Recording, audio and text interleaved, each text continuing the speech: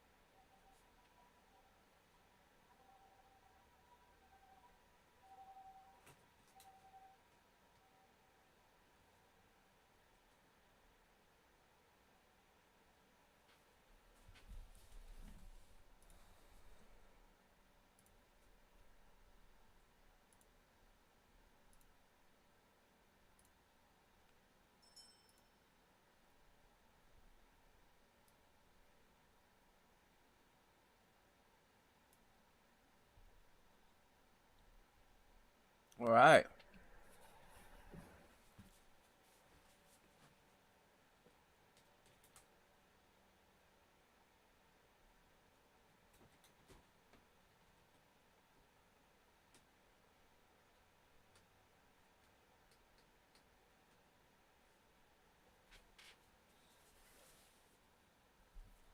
Much better. All right, we're back. So I figured out how to have the phone on here so it's connected to the USB so it's not using internet, because before it was also using the internet to stream the signal, and that's also a little bit laggy. And why is this view so wide?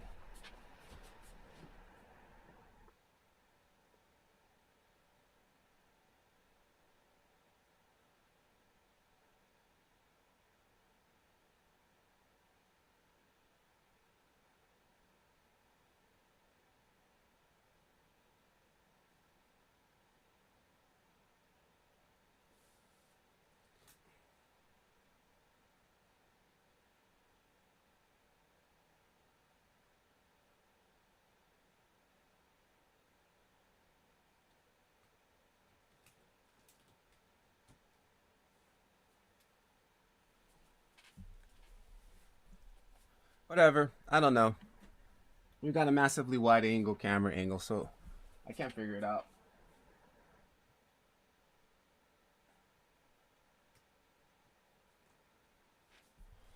All right. Cool.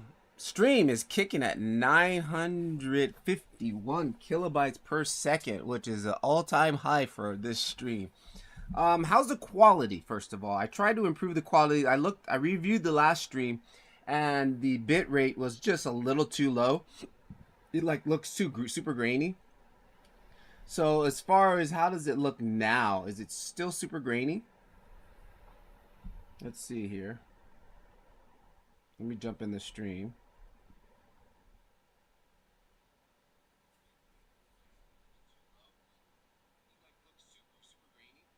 All right, that looks a little bit better.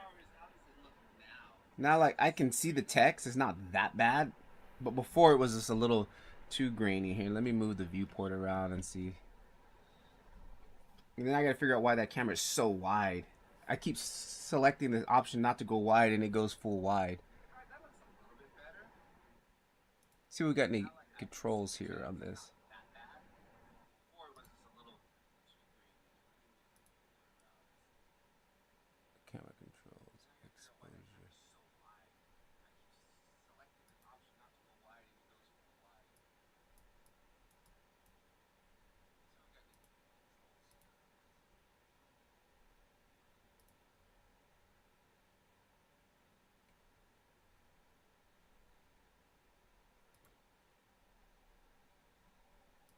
video zoom, but it's not letting me select the zoom function.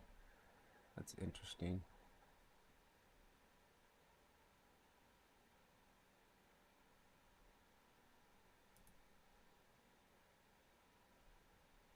Video brightness. Alright. I think it's better. On the next stream, I'll try to crank it up even a little bit more, see if we can go to 1,000 or 1,200. And then that might, device diffuse, what is that?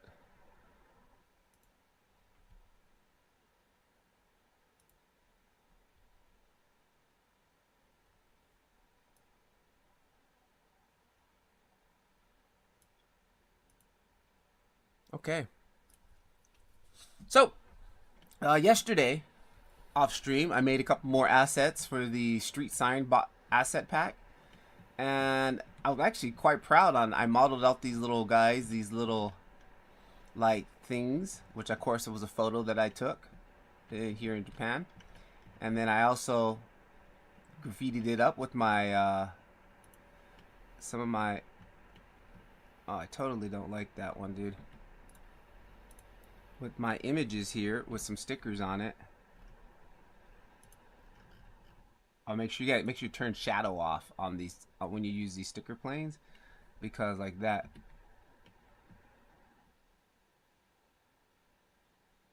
Oh, that's still not working. Something going on with that one, getting weird funky there. Interesting. I'll have to fix that later. But yeah, we got some stickers on there. I used a shrink wrap modifier, and that's probably why I didn't get that one close enough. I actually didn't get a lot of these close enough. It seems like after I grouped them to the, why do they have that halo around the edge now? We'll just leave it on. But anyways, so we got some stickers on there I need to fix. I might bail on the stickers and try it a different way. And then I made this one yesterday, which I'm actually kind of proud of too, because this one actually had this like paper on it. So you can see the original image. Here is the original image. And then I actually modeled these like little pieces of paper on there just to give it a little bit more depth. So I'm happy with the way these came out. Again, photo bashing. If you want it to look photogenic, use photos. Alright, so I'm not going to save anything that I did here. I'm going to go back into a new file. And I am using the newest update at the moment, Octane 25.2.1. And I came across, if you go to File and you go to New, there also is a quick setup here for direct lighting. This would be your direct light setup. And there's also another one for path tracing, which is even nicer. So you've got those options out, which I just realized. So definitely take a look at that. I'm going to go ahead and load my setup. That's my general setup. My setup is available on the Gumroad. Links in the description of this video. And I'm trying out a little bit of something new here. Got the little screen here on the viewport side here. What's another thing? Oh, okay. I want to kind of like each stream kind of go through a couple of Octane nodes. I need to blow my nose. Hang on, sorry.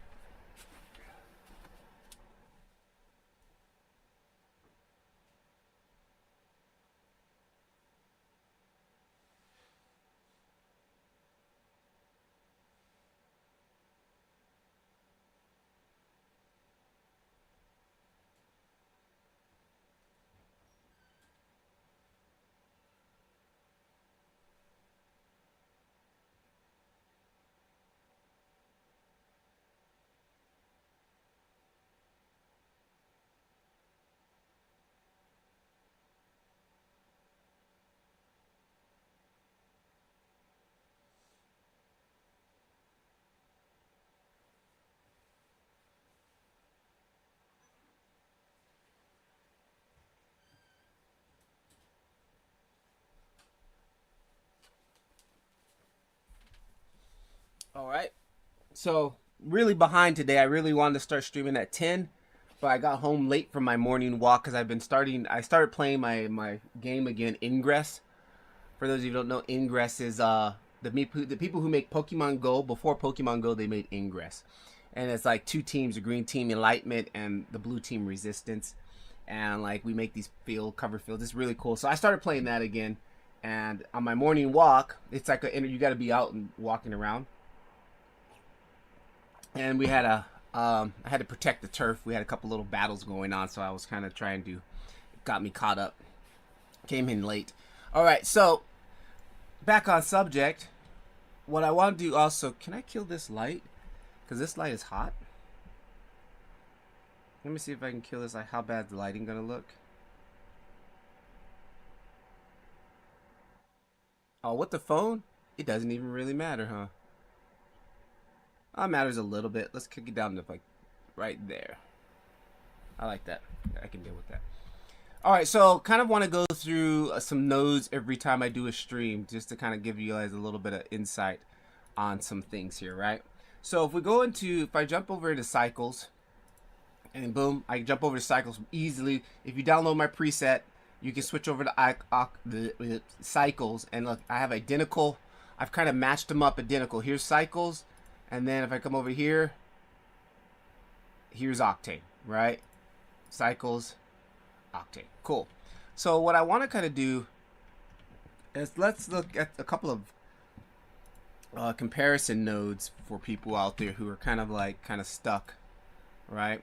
So we've got this node set up here, and what's a common, let's see, what's a common thing that people want to do is probably let's do an RGB curves. This RGB curves node, right? I forgot how to hook it up because I haven't used cycles in so long. But RGB curves, or what do we would probably have like a, what is it, image texture? What did I do? M. Oh yeah, M. We probably have an image texture. Image texture. Let's kind of just drop that in there really quick, and let's just throw an image in there. Something we already have in here, Dennis, right? So typically a lot of, how do I actually, this goes in between, huh? You can tell I haven't used cycles in a while because I'm losing my.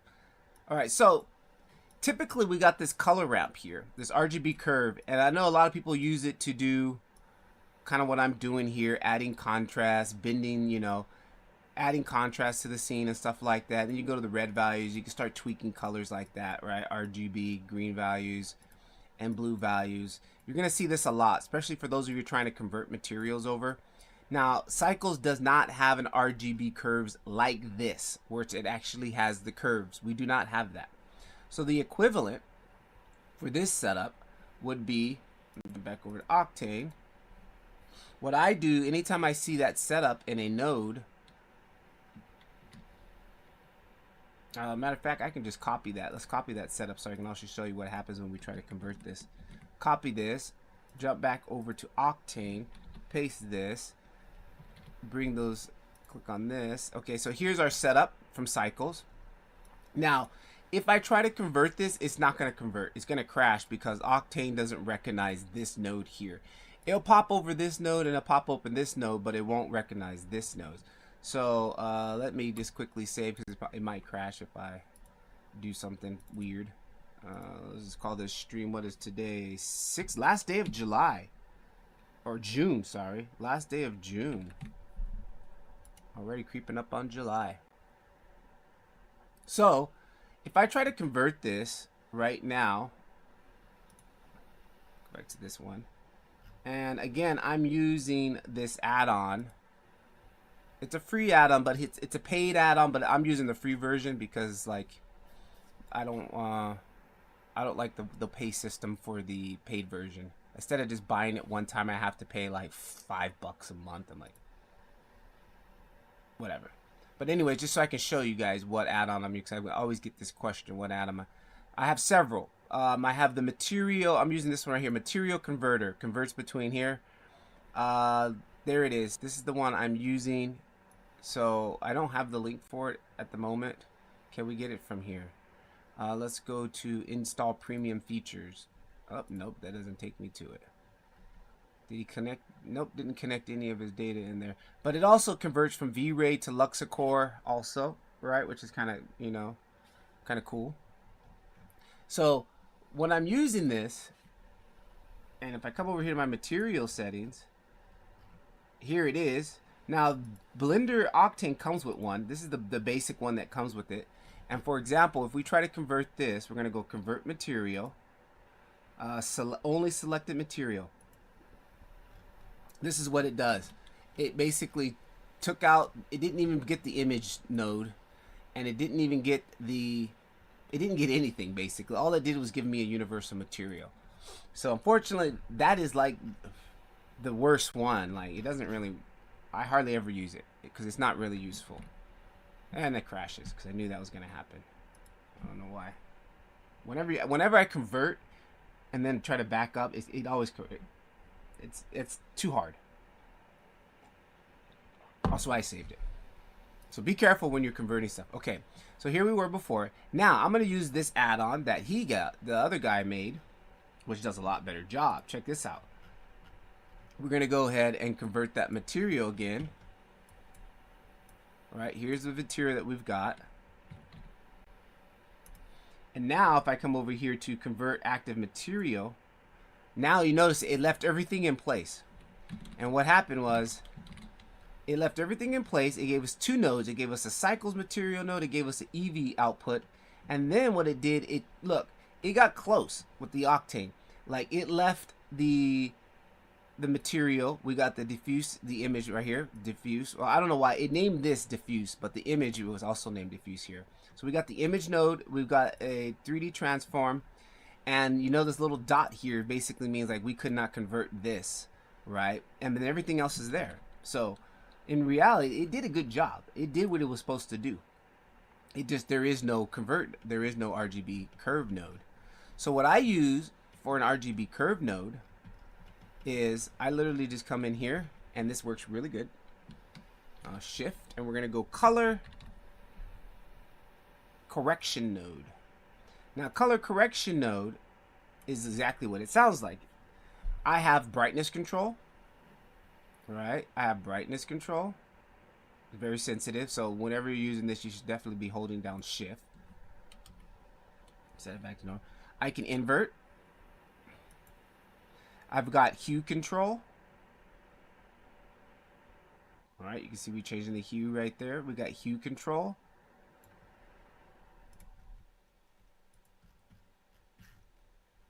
Hang on one second. There we go. We've got, let's get in close on this. We've got gamma. Gamma up, gets darker. Gamma down, it gets lighter.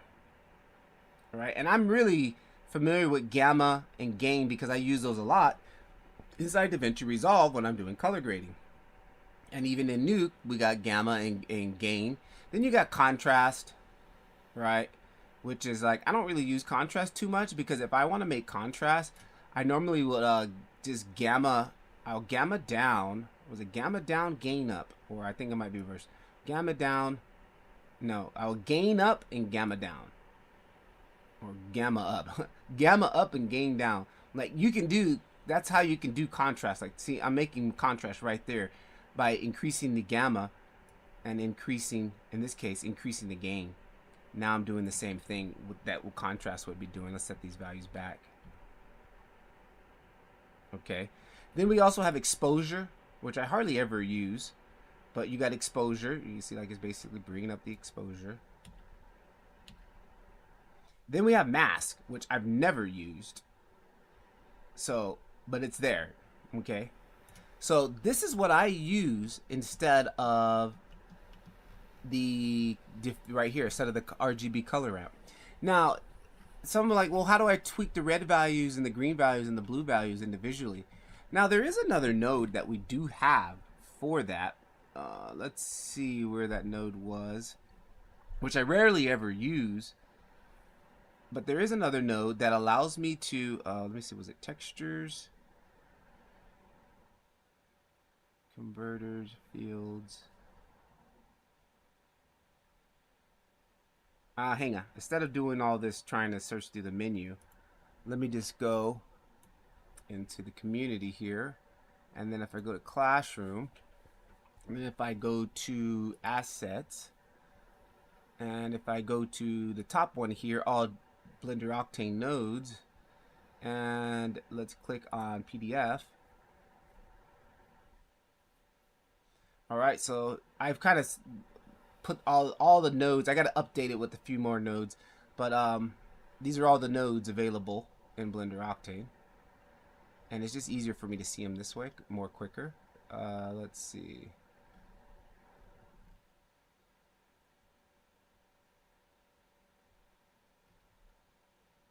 These are all the transform nodes. We have several: 2D transform, 3D transform, look at transform, rotation, scale, translation value. These are all the materials. Okay, hang on. Vectron scattering tools. Nope, that's not it. Material layers. Nope, those are for layering materials. Medium, emission, environment, Octane camera. Okay, hang on. I think it might be in here. Okay, see, now there's some other ones right here. Color effect node. We also have this adjustment to color, which we can use to adjust the colors of the shadows, the midtones, the highlights. Adjust brightness, adjust hue, adjust saturation, adjust white balance, adjust contrast, exposure. So these are all individual nodes that do just that. But these nodes here, if you notice, they all have a great output. These can only work in conjunction with a texture output. I'll set that up for you guys and show you that. Also, here's some other ones. Color mixer. Again, these all can be connected to a texture layer out. So we can do more RGB colors there. The green ones will work are ones that we can plug into, like pretty much like textured out, Gaussian spectrum color. What else do we have here? Some more green ones. Fields. These are all fields. And you see I color coded the background green too to keep it more easier to understand. Okay, well, hang on. Here's one. RGB color, blue color index. We might be able to use that one too. And this kind of like splits out your channels, look, or combines channel 1, 2, 3, and then it combines it to 1, kind of like at a XR split out. Dirt texture, inset colors, Z depth, Octane texture, chaos texture. No, we don't want those. Images. These are all the different images we have. Alpha image for anything that has a PNG alpha or EXRs. Grayscale images. This helps you to save on resources. RGB image, then image tiles. Baking textures, which we use also. Operators. Okay, here we go. Operators. Image, okay, color correction node. That's the one I just talked about. Then we got jitter color correction.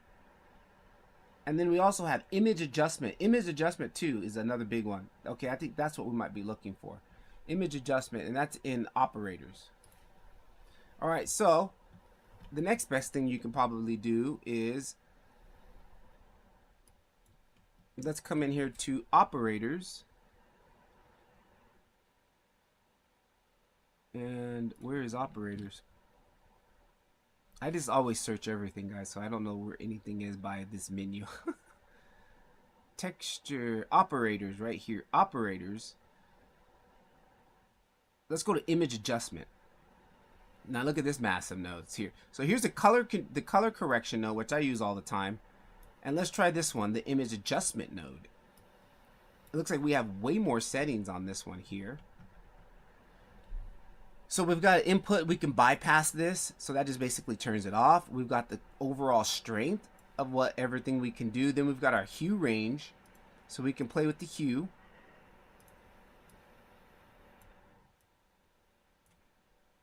I'm not seeing anything happening, hang on. Hue width, hue range, hue softness.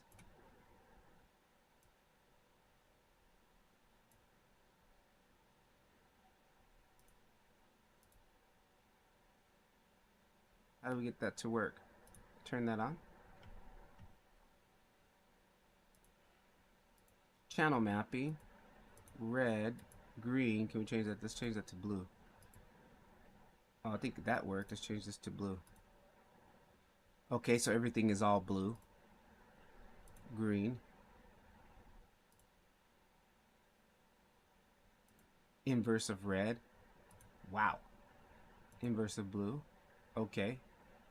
So that's pretty intense. You can literally change everything around. R. Let's go back and change R. G. B. So there's that. This is very powerful here. Hue still not working. I gotta figure that out. Adjustment brightness.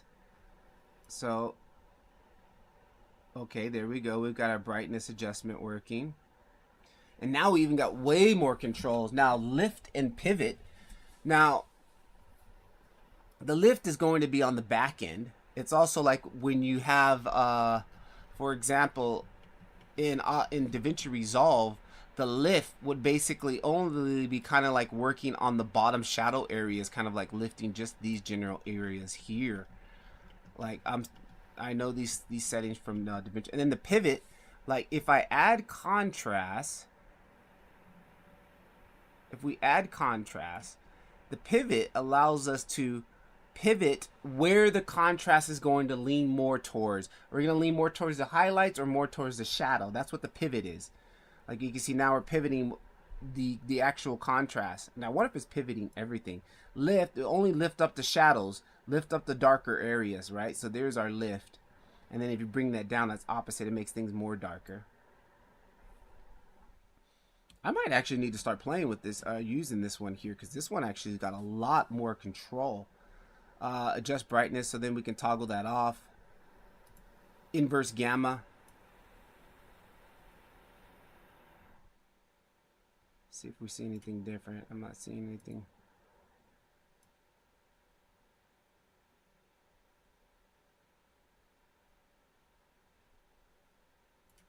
Not really seeing nothing happening on that one.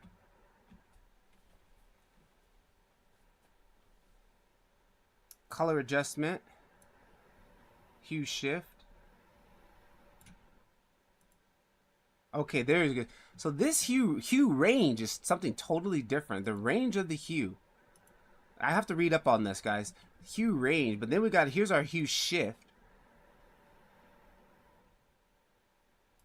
And then we can control the saturation of that. So there's that.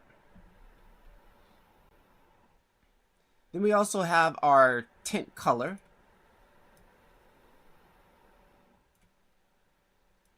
Tint strength.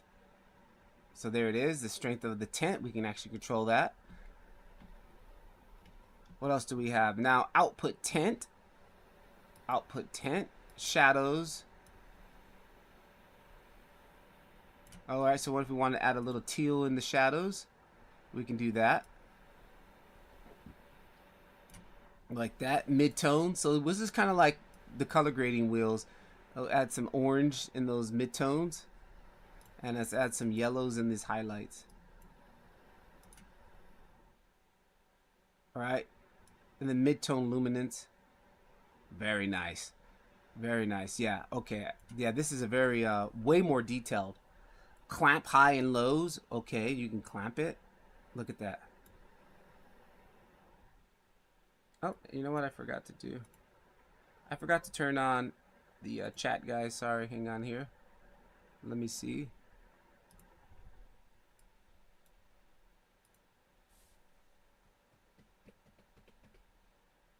Forgot to turn on the chat.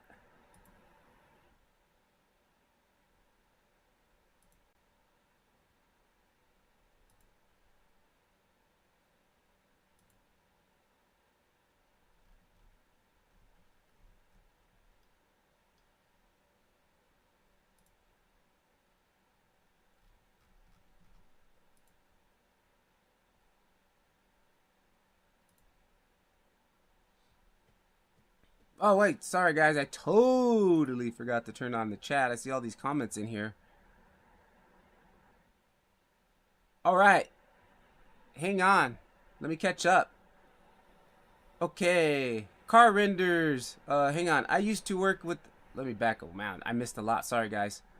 Sorry, guys. Hello. No audio. It's just silent. Hey, audio is good. Hey, bro. Hey, hey. New camera angle. Nice. Yeah, I got the wide camera here now.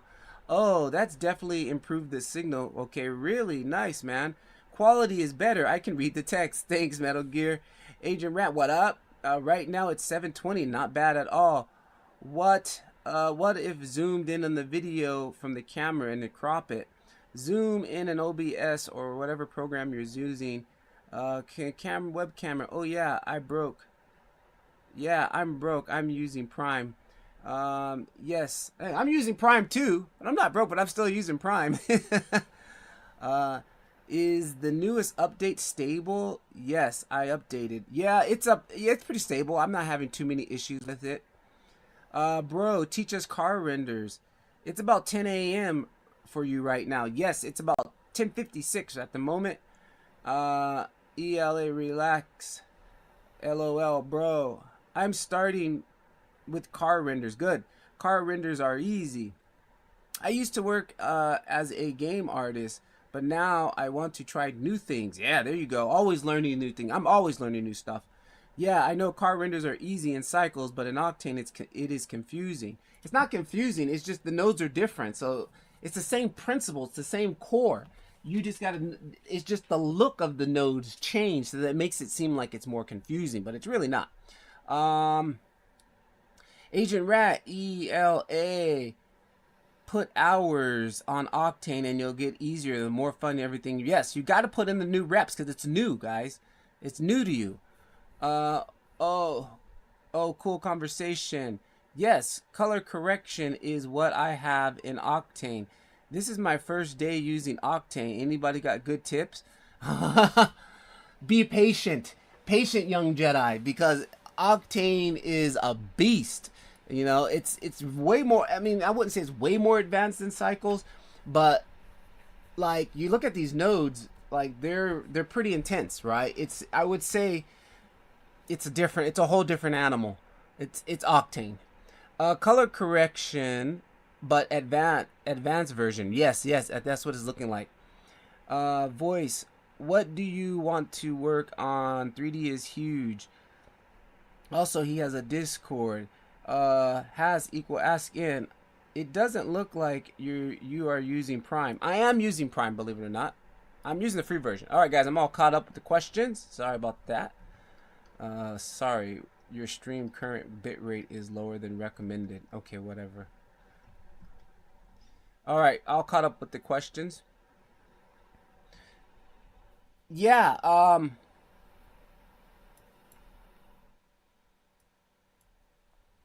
There we go. Yeah, I'm using Prime version. I'm using the free version of Octane Blender, guys. I'm not using the paid version at the moment. I might this year, like this next holiday, next Christmas break when they do their big package deal, I might actually jump on board and pay for it, because some of the extras, like, why was I gonna do it? I don't know why I was gonna do it. Oh, I wanted to do it because just the deal is so good. Like you get a whole, I think, a free year subscription to Grayscale Gorilla and like a bunch of other assets and like this world builder add-on. There's some other add-ons that I wanted to get, and I was looking at the price and they're expensive, but when you buy them with the Octane package deal, they're actually dirt cheap. So that's why I'm thinking about doing that. So here is another new node that we should start playing with. The image node, the image adjuster node, is basically the color correction node on steroids. Like on creatine and steroids, and he's all yoked up, right? So that's cool. I just learned something new too. I knew of this node, but I have not spent any time with it. So very powerful node there. Very powerful node there. As far as the car renders go, bro, I'm not really a car render guy. I did maybe 2, maybe 3 car renders, and I literally just downloaded them from what's that, Blender Kit, and then I was doing it for a challenge to make myself learn how to reshade stuff. So I basically downloaded them from Blender Kit, stripped off all the materials, and rebuilt all the materials from Octane. So that's pretty much it. I do have a video on my channel where I talked about how I made a car render. And I talked about the whole process of how I did it. You can probably check that out.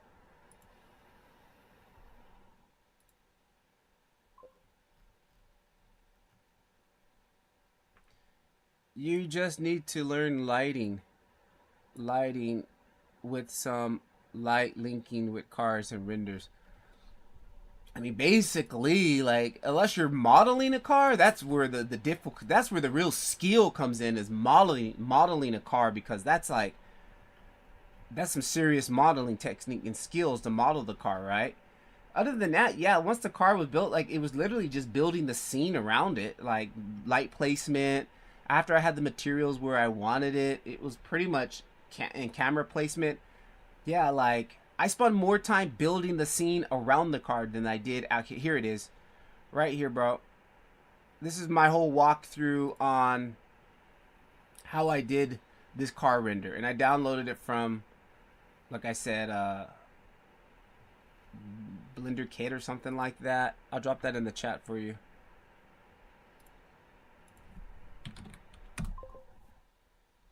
It was fun, but, and I'm a car guy. I'm a big Formula One F1 racing fan. But as far as like the car renders go for me, like, they just don't stimulate me. Like I said, I built more time building the world around the car. I like world building. That's my thing. I like making worlds for some reason.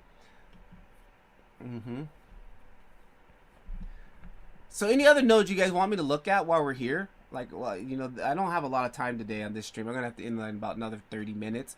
But since I was gonna build another sign, because I just already, but I don't think I have time to build the sign. I think I came in late. This is the next sign I was going to build. Oh, you know what? Let's kind of start it. So what I'm doing now, I'm realizing some of the assets that I've downloaded from people, they've got like a master shader where they put all their shaders or all their textures on one big texture plane. So you just have the one texture plane populating a whole bunch of different assets. So in this case, this is what I was trying to do here. So I brought this in, and I think this is like a 4K size or something. So what I want to do is kind of like take this, and this sign was a sign I took on my morning walk this morning, and I want to just kind of like, oh, you know what? I like that bar up there on the top there too. So let's keep that. And then let's take this next image here. This next image here, I'm going to actually cut this off a little bit. Delete. Or is it delete? How come I can't delete? Oh, because these are all smart objects. Okay, so let's just unsmart it. Rasterize image.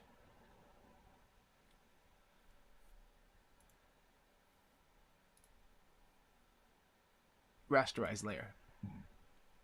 And then let's kind of like cut this off. And let's kind of like cut this off. Right? And what I'm trying to do is just get all three of these images on the same image. I think this image is like 4K. I made it like a 4K size or something. And then on this one here, man, this wood texture, I could probably use that for something. Not in this render, but for another render. I might go back and take a picture of that. Rasterized layer. And on this one here, actually this one has a really good shot of this beam here, which I can use as also, and I can use that as texture for this. Look at the grunge on this old air conditioning unit. Oh my goodness, I'm gonna have to go back and take a picture of that air conditioning unit. Actually, I have too many pictures of air conditioning units, and I have yet to model one of them. So that's something I gotta get on. All right, so now if we put all these here on one layer like this, and now let's export this out. Oh, hang on. Before we do that, do I want to straighten them out? Hang on. Let's straighten this one out. I know I can straighten this one out. I'm going to go to images. I'm going to go to perspective warp. Then I'm going to draw this box on it. And then on this box, we're going to just kind of like, I'm going to line it up off of this here. Go like this. Go like this. Let's get in close.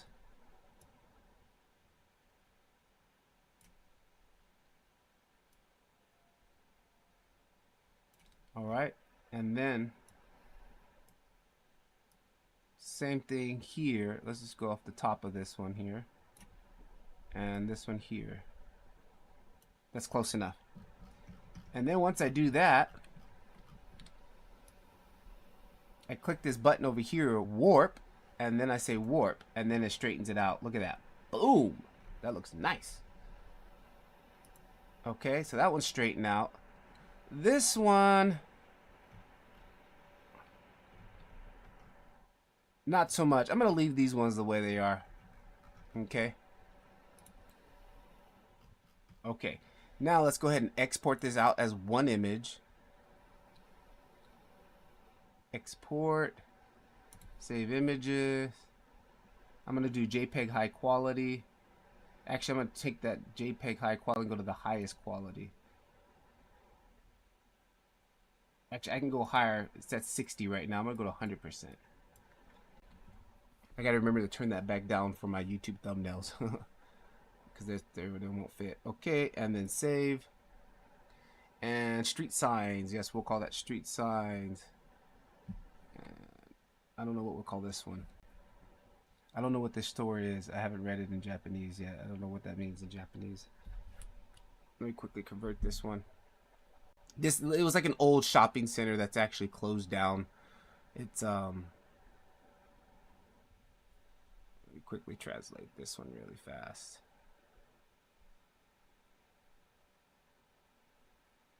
Utenshi Hansankyo Korin and antique teas. Oh, antique teas. It used to be a tea shop. He probably used to sell ocha, which is tea shop.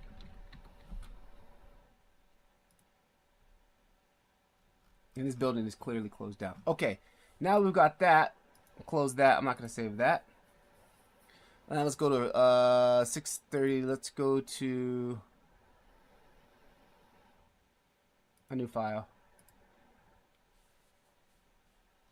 All right, and let's go ahead and I'm going to load in that image. UV editor.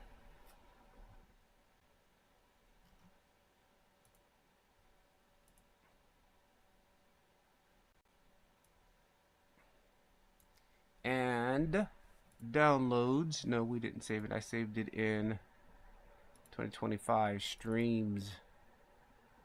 Street signs. Here it is. Actually, did I save that as 4K? Can I get like an information readout in Can we read the information of this image?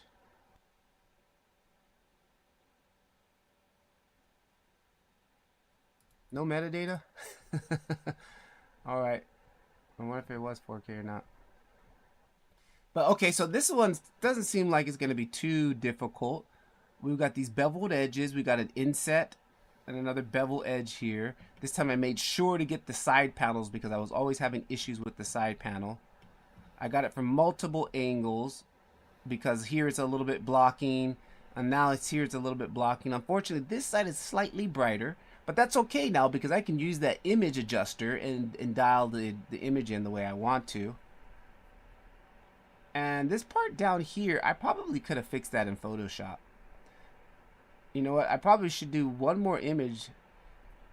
I can easily hide that in Photoshop. Let me fix that right now. Because I only need one texture for the bar. I don't need two textures for the bar. I only need one texture for the bar. So we can easily fix this here in Photoshop. Check it out. Come over here and we'll go to my clone brush.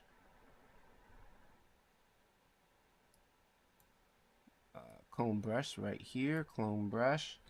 And we press Alt. First of all, let me go ahead and lower. lower that. And how do I want to go from the side? Or let's go from the side first. Let's start over here. And let's get in close.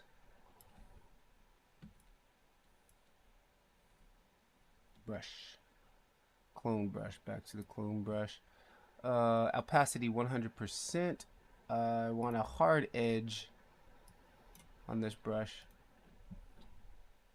There it is. And let's go a little bit smaller.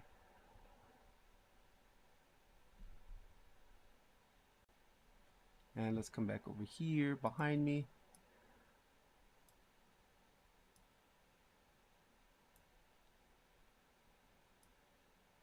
Oops. Let's actually go this side now.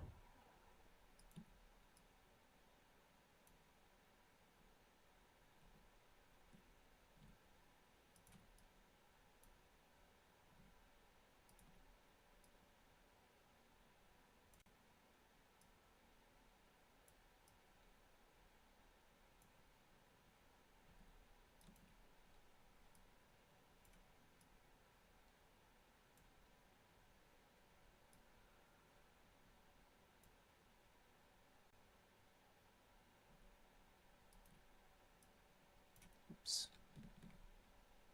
I like that grunge there. A lot of the dirt, but Shauna, whatever. I'm gonna take it from over here. Ooh, that's a little bit too much of a noticeable difference. I guess we'll probably take it from here.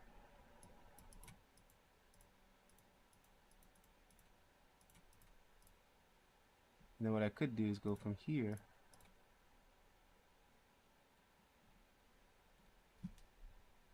Let's take that brush, open it up a little bit.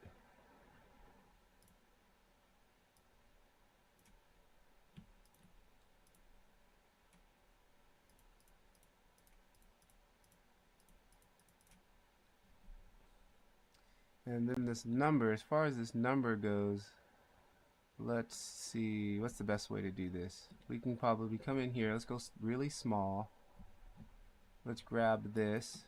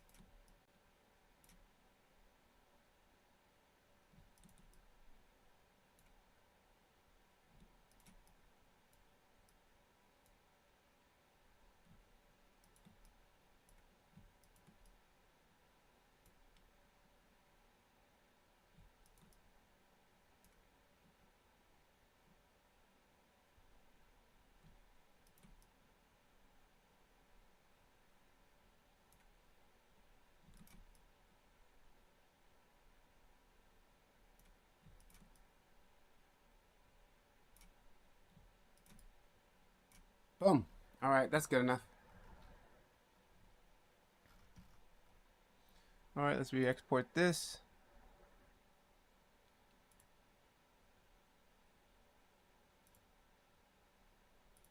Save that over the original. T-shot replace.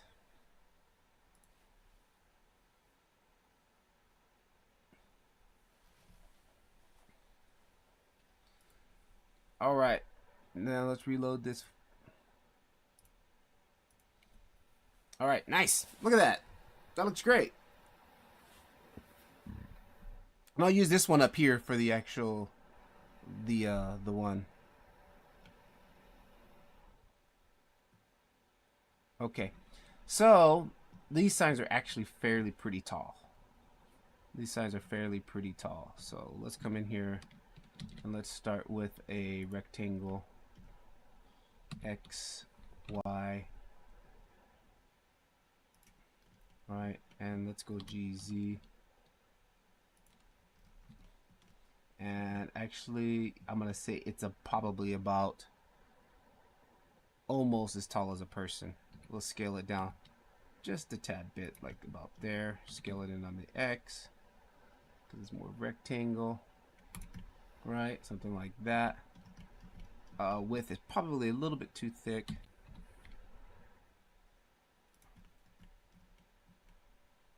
All right, and then apply the scale. Now this one here, I do want to bevel it, right? Select edges. Was it select similar length? There we go. I need to put that as a short command. Select similar length. Assign that to my add to quick favorites. Yes. And let's go ahead and bevel that. Control B. And this has got kind of a nice rounded edge.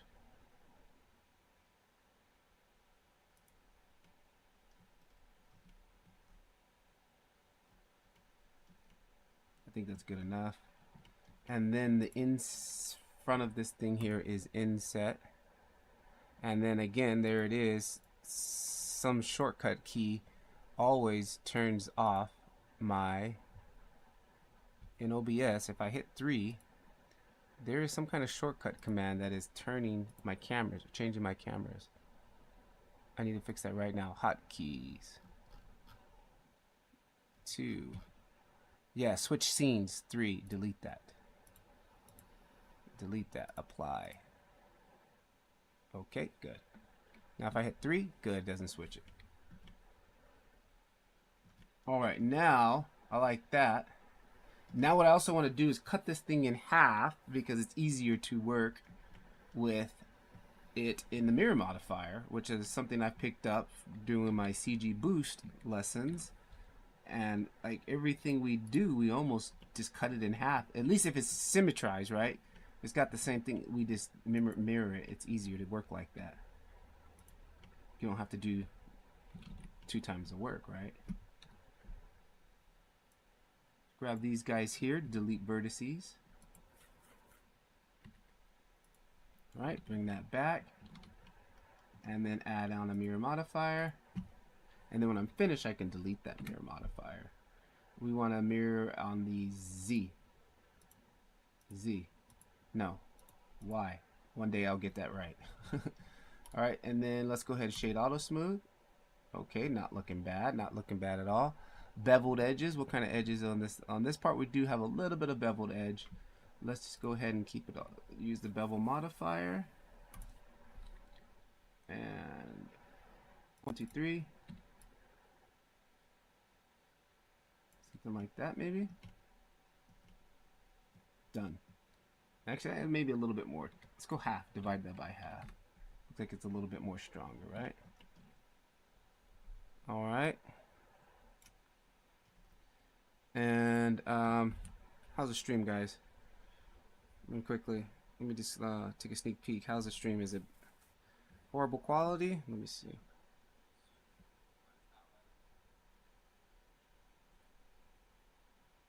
Yeah, the quality looks a lot better. See? Putting in the reps, man. I'm starting to figure out this streaming stuff. Putting in the reps. It's the same thing. If you're learning Octane, you gotta put in the reps. If I would have quit on the second day that I started, I wouldn't have learned about how to get the bit rate up and stuff like that. Every day I stream, I'm learning something new. And I understand that. Like, I know if you want to learn something, it sucks in the beginning, which all my beginning streams, you guys can go back and look at them, and they all suck. Like the quality sucks, but we're 1%. I'm just trying to get 1% better each stream. Metal Gear stream still good. Thanks, bro. Yeah, I'm happy. 1% better today, maybe 3% better.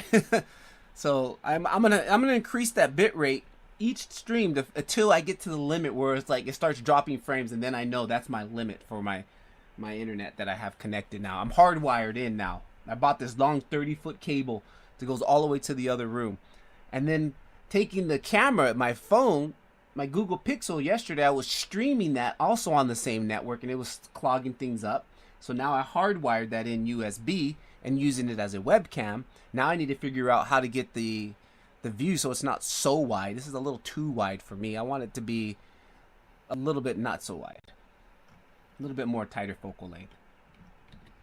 All right, now let's go ahead and inset this guy here. We're going to inset about, I'll say right about there, huh? Right about there. And then we're going to extrude out. Right, and it's probably about that high. And then since we have the bevel modifier on there, we don't need to bevel these edges because they all should be beveled, right? And then boom, I think there it is. Yeah, but we got some wonkiness happening in here. And again, from my CG Boost hard surface lesson, we need to put some supporting edge loops in here. So for example, we'll put let's put one in here. Like I'm gonna put an edge loop just down right about there, and then I'm gonna do another edge loop right about here, right? And then I'm also gonna inset this face one more time, just ever so slightly, to put a supporting edge loop around that, and you can see everything kind of cleans up. All right, boom, there's that. That looks nice. All right, and again, it's mirrored on the back, so we don't have to do 2 times the work. It looks like I probably could have went a little bit more high poly on that bevel, the first initial bevel, because but shout out, it's all right. It's not going to be made for close up. This is like a mid-ground background element. All right, now let's go ahead and add the texture on. I'm so glad I took multiple angles of this guy this time. Like I got to get in the habit of taking multiple angles. All right, let's slap the material on here.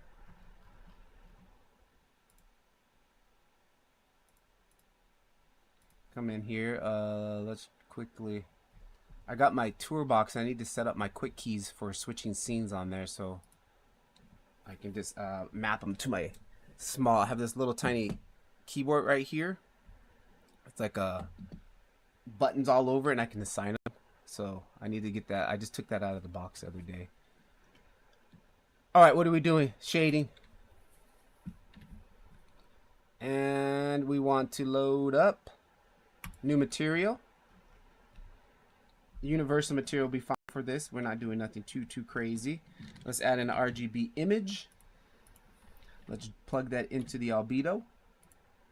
Let's go ahead and add in our material, which it should already be in here. Yep, T-Shop. 2.2 Legacy Gamma for the albedo. And then I'm just going to use the same image, drag it to the roughness. No, I don't want to drag it to the roughness. I'm going to add in a grunge map for the roughness. We'll leave it as that, right? Quickly add a projection on it and add on this. I don't really need that guy, but add on a projection because that's, if it ever animated, it needed to be connected. All right, now change my thing to GGX, energy preserve. Roughness, I'm going to crank that up. Specular, I'm going to knock that down to 80. This is a little thing I like to do. All right, now we're not seeing it. I could do a material preview, but I'm not going to worry about that because I'm just going to go into the render. And I don't want to see the background. Come here. How do you turn the background off? Alpha channel. Now it's a PNG background, guys. That's how you do that. Dennis, thanks for hanging out, but we got to go. Okay. Now let's go to the front view. And let's tab. Oh, let me check my face origins. Because yesterday I was working on the pipe one, and it was getting weird, and I couldn't figure it out why, and the face origins were all red. I was working inside out.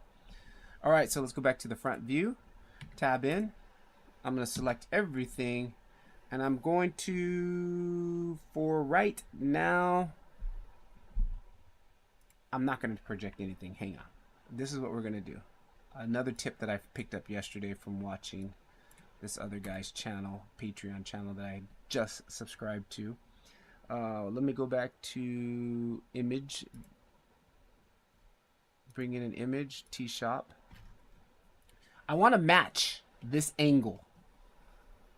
I want to match my camera to this angle. Try to mimic this angle as best as I can. Something like that. Now I want to come here and project from this angle. Project from view. Now select this. Come over here. And I kind of get it in the position.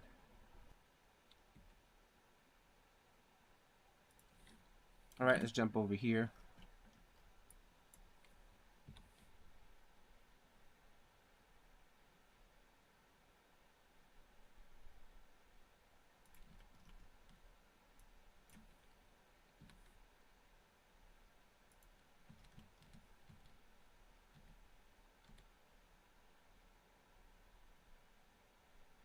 Kind of just ballpark it for now. That's fine.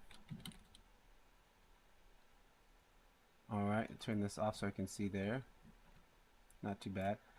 Camera view, camera light. I need some general. Just give me a diffuse HDRI. World. Oh, hang on. Let's use this. I found another add-on that actually works for Octane. This HDRI add-on. Like, we don't get all the cool features. Like in Cycles, you can make an HDRI dome with it. But in Octane, we can still use it for like the HDR selection, like right here.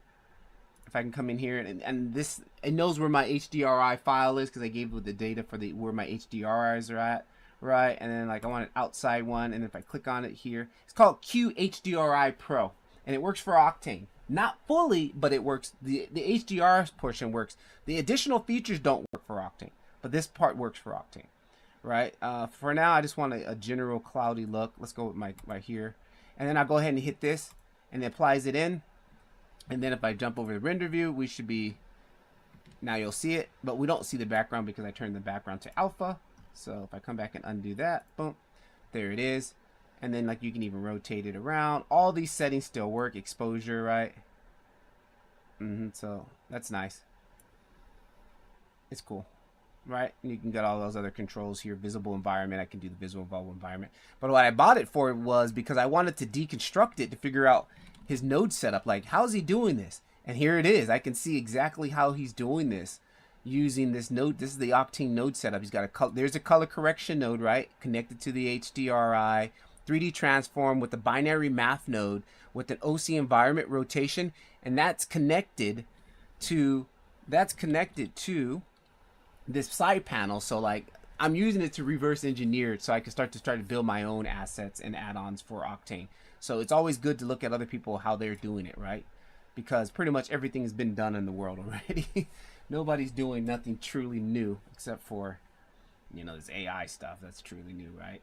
Okay, boom. But again, I don't want to see my background when I'm working like that. Okay, good.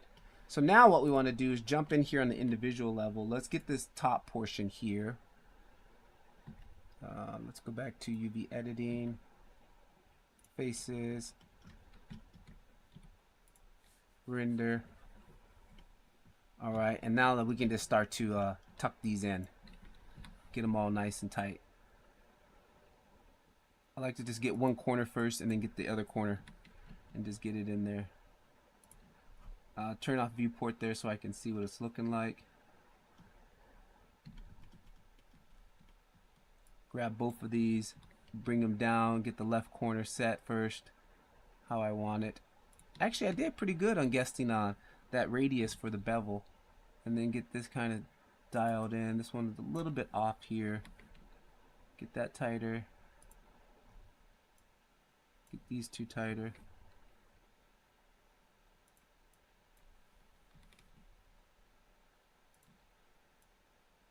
And the more detail we do this in the beginning, guys, like, because as we're building the asset, we only got to do it once. And it just makes our asset look that much better, right? So I'm a firm believer in just take the time to do it right the first time. So later on, you don't regret it.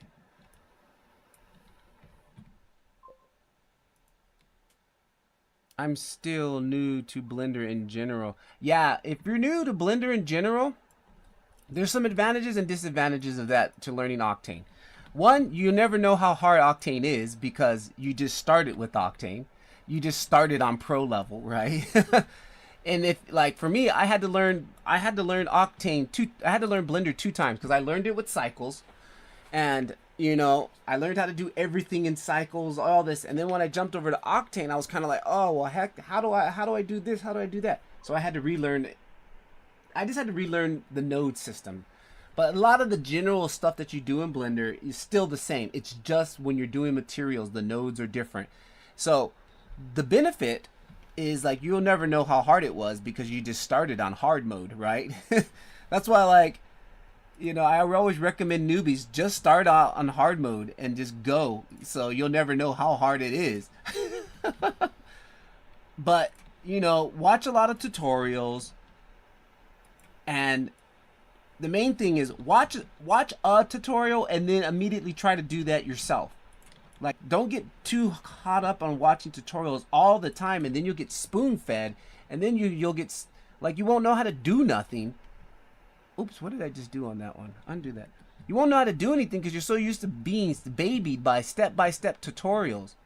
So do something, learn it, and then try to figure out how to do it on your own.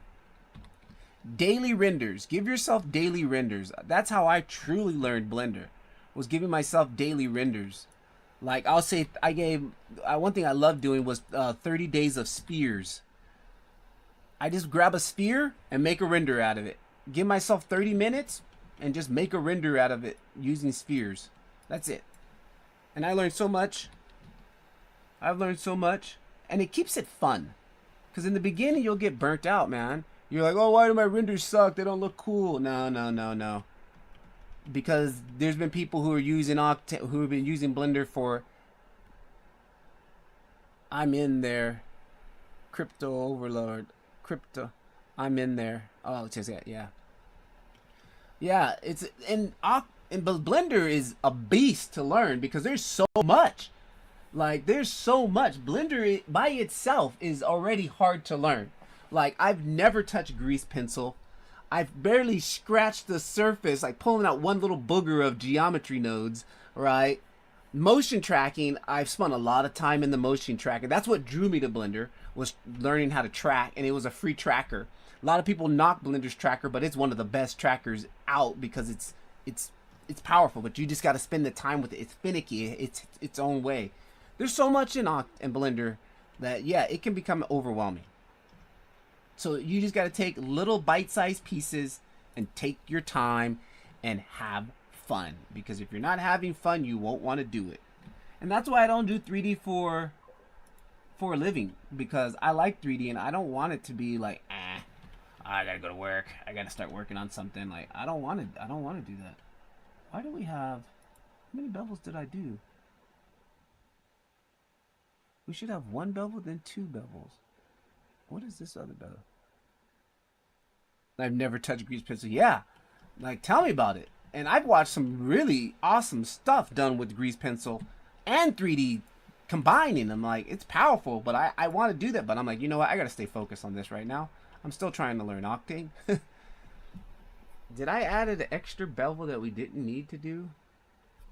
Or am I just seeing an illusion because of the texture material? Ah, see? I'm just seeing an illusion. I'm seeing the bevel from the photo, and I'm thinking like I have an extra bevel. Because look, like this bevel, I'm like, is there 2 bevels, 3 bevels? That's the benefit of using photos for texture. You get so much free detail, right? This should be part of the top surface. This should be like the edge right here. I'm going to use this as the edge, like right here on the edge.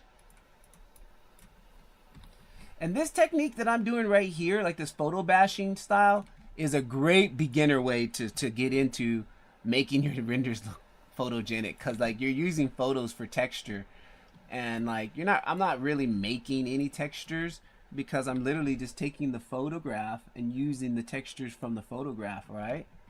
It's the easiest. Oh man, we got an issue right here, guys. 3D in general is huge. You need to figure out what aspect ratio of 3D you want to learn. Modeling itself can be broken into hard surface. Man, Metal Gear, you nailed it.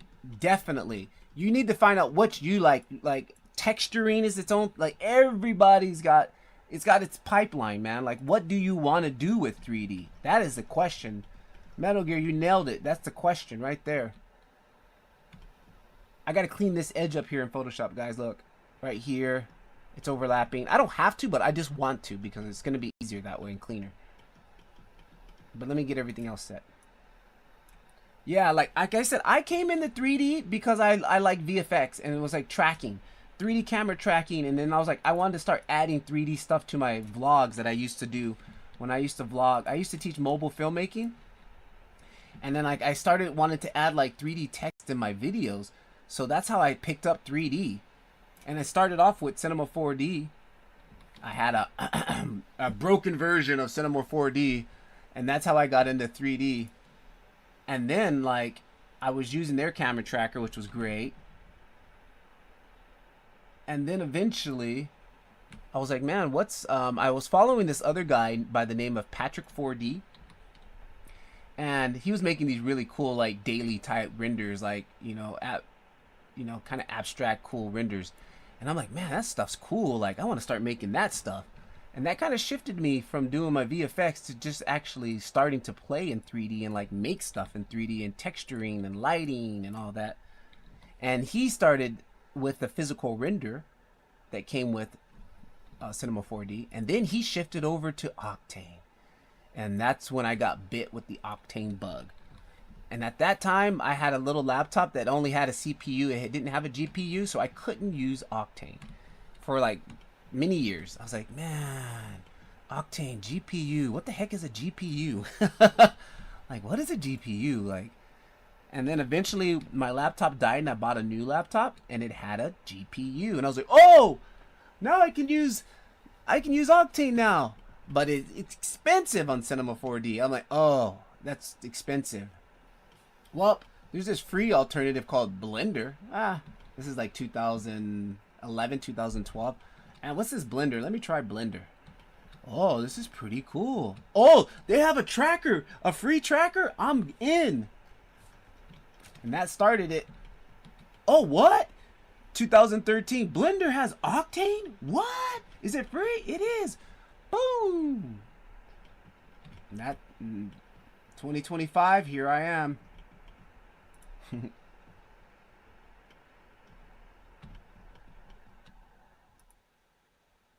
Alright, we're getting up time here. I want to finish, at least want to get the general shading done on this first. Now we want this section here. This section here is going to be this section here. Yeah, the tracker is really good. It's used in some Bollywood. Man, you know, the people give the tracker such a bad name. Like they say it's junk, and just because they don't understand how to use it. That tracker is extremely powerful, man, if you know how to use it. And if you know its quirks and fittedness. Like, I used to use PF Track, and I had a broken version of PF Track. And I'm not gonna lie, PF Track was good. And like, the only thing that I really kind of like felt the difference was between PF Track and what I was able to do in Blender was when you're after you're seeing track, trying to, what we call the match move, trying to match the camera to it. And PF Track, it's so easy. You like literally drag out this box and like set the line to something, to a line inside of the footage, and then boom, like the camera syncs to it. In Blender, it's not that easy. You got to work, but once you understand how to get it, it's good. I'm taking another course from this guy called InLight. He has a VFX course, and it's all about Blender Camera Tracker. And like, some of the tips that he gives in there are really good. And I've figured it out just from years of playing with it, how to do it. And that's one thing I need to get back to doing, is getting back to camera tracking, because I love camera tracking. I literally enjoy it. I enjoy it more than making 3D stuff. But that's just me. Like, I'll do a track, and then I'm like, all right, it's tracked, and then I won't put anything in the scene. Like, just the joy of getting it lined up and perfect. I'm like, all right, good. Oh, what should I put in this scene? Like, and then I forget about it.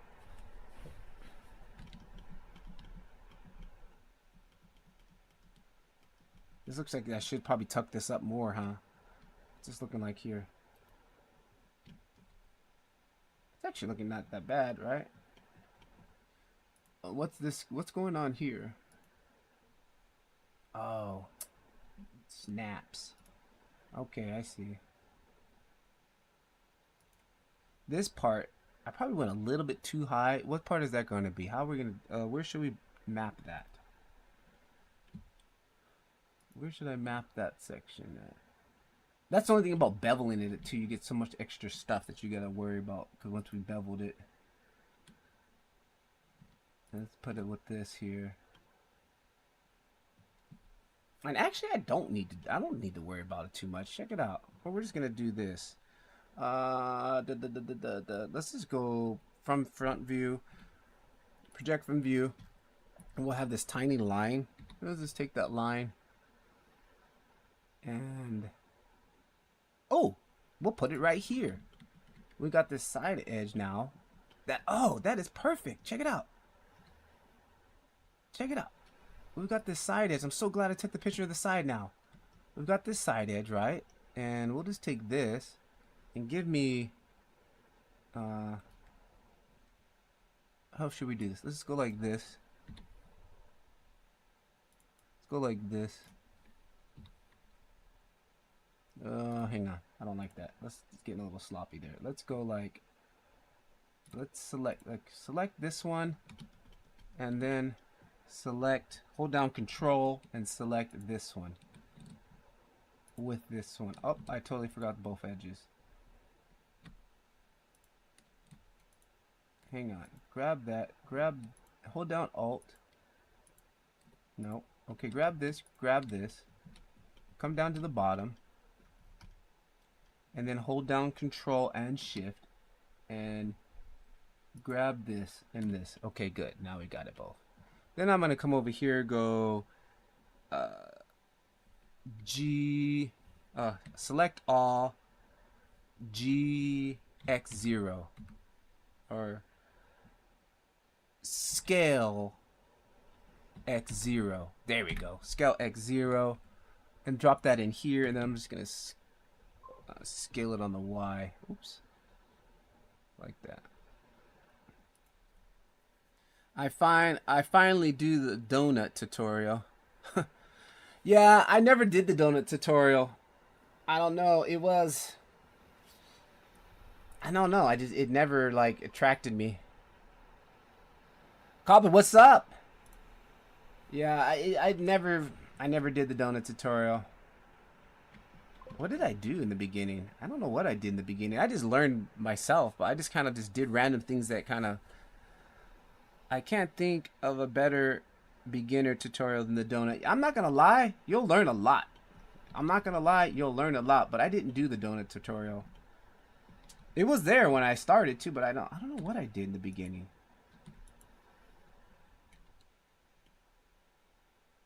What the heck did I do in the beginning? How did I learn Blender? I think I'm a big tinkerer. Like, I just like tinkering, so I probably just did it myself. Like, what's this do? What's this do?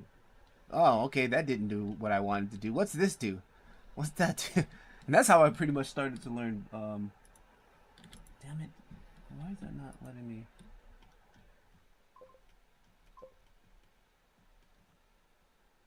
How long have you been in Japan? Since 2013. Scale X0.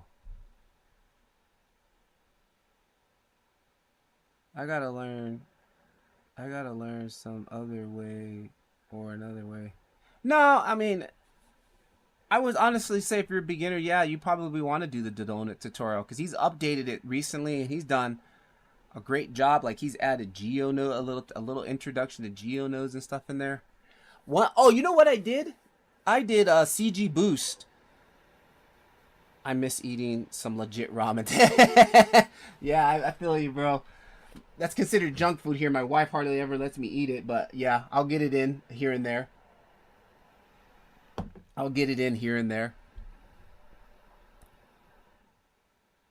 Voices, you know what I did, but it's paid. I know what I did. I did CG Boost's course. That's what I did. Actually, he's got a free one.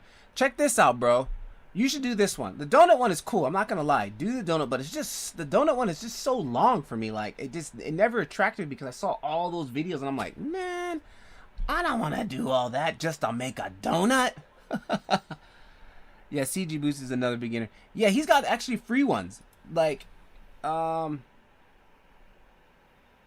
pay for, like, I have to really stop myself because, like I said before, I buy CG Boost stuff and, like, don't even finish it. Like, I'm like, oh, new one, I'll buy it. A new one, I'll buy it. Like, no, I'm on restriction right now from courses until I finished all the stuff that I have. I cannot buy another one until I finish all the stuff I have. But I bought his first really big course. Hang on, he's got a free one, the Apple one, which I think is available on his cgboost.com. I'll drop the link in here for you. Like, I want to buy the cinematic one, but I know a lot of these techniques from learning mobile filmmaking and cinematics. I studied years. I just studied cinematics, so I don't really want to buy it because I know a lot of the stuff he's going to be saying I've already know. This is one I bought, the launch pad, and like absolutely 200% on fire. It was so dope. He goes through everything that you can imagine, and then he teaches shortcuts, and then you build something also. I definitely recommend this. Yeah, it's 69 bucks, but it's, trust me, I still go back to this to learn certain things where I'm like, man, how the heck do I do this? Okay. So that is an awesome course to start off with. I just purchased this one. I haven't even started it, so that's why I said I can't buy anymore. I bought this one. Absolutely fantastic. But a little bit hard, and I think it's a little bit out of date by now because cycles changed so much. But he's got a free one. Hang on. Where's our other course? He's got a free one. I know. I've seen it.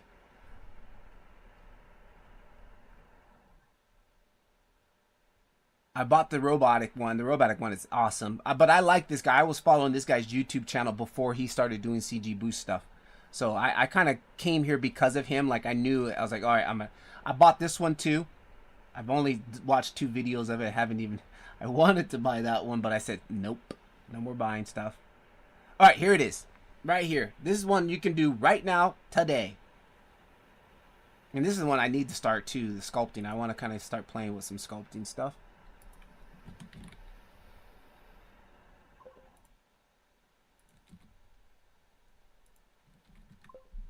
Boom. There it is. I threw the comment in the chat.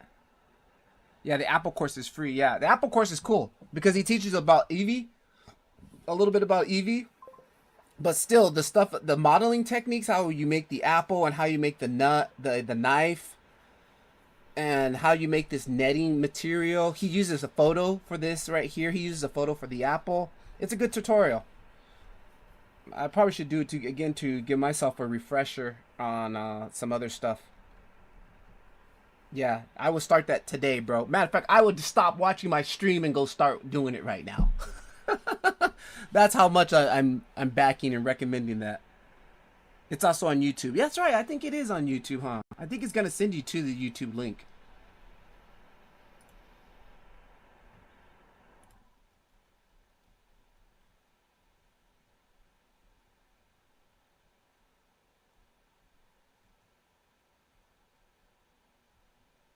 Yeah, he's got so much value. Like, he gives, like, he's like Gleb Alexandrov. Like, anytime they make something, like, I just want to buy it because, like, I know it's going to be good. Like, I want to be like this guy for Octane. But I just, my level, I'm like, I'm not good at modeling and all that stuff. I just kind of know Octane. Here it is. Yep. There it is. Part 1. Where's part 1? Here it is. Introduction.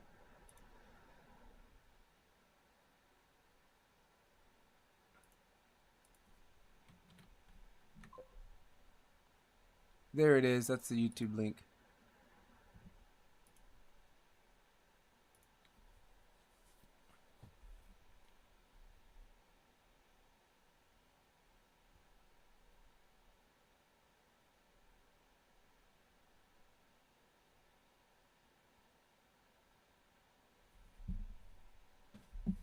Alright guys, I got like 10 more minutes here. Let's line this thing up. I'm just subscribing and saving links as favorite. There you go. Yeah, his YouTube channel is value packed. Like, he always gives value and rarely asks. And that's what I like about him. Like, I know that's the new trend these days now. Like, make a YouTube video and ask for some money. I'm not gonna lie. All right, I'm going to do the Apple tutorial. Yep. And throw up your results in the Discord. Let me see your results up in the Discord. I might even do the Apple one again too, just to see if I can convert it over to Octane. I mean, it's only the materials are the only thing that's going to be different.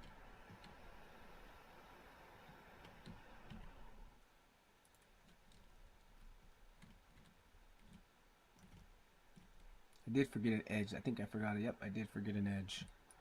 This edge right here. Scale X0.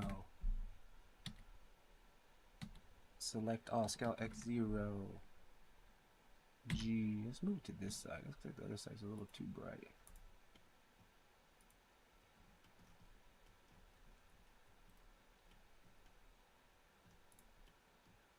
Alright, not too bad.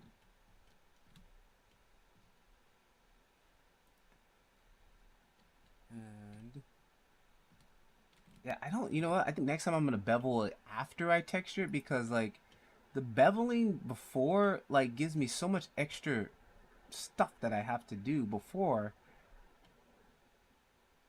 I felt like I should probably just bevel it after the fact. It might be easier.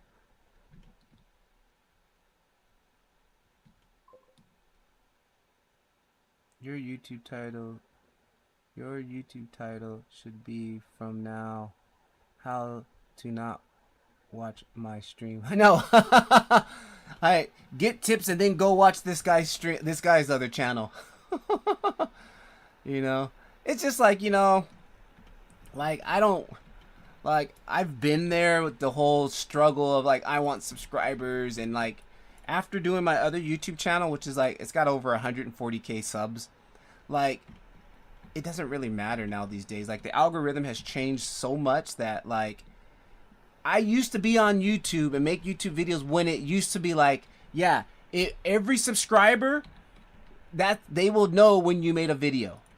Like in the beginning, like every subscriber knew when I made a video because all my posts will go out to. Now it doesn't even work like that anymore. It's like the algorithm, there's people who are on my channel who don't even know I make videos and who are subscribed to me because it doesn't show up in their feed all the time. And like the algorithm is only trying to keep people on. It's a for you platform now. It's not like, oh, subscribers and then you see what I do. Now it's like, no, keep them on, show them only stuff that's going to keep them on YouTube.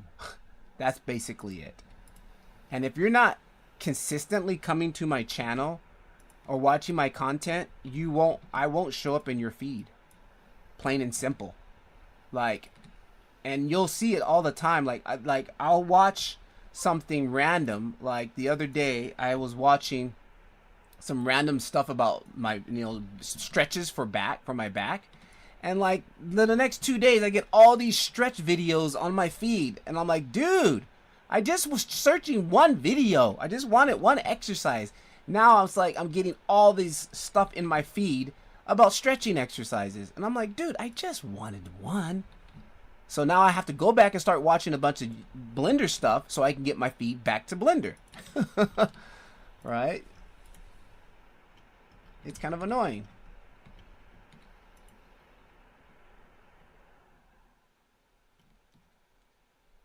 Yep.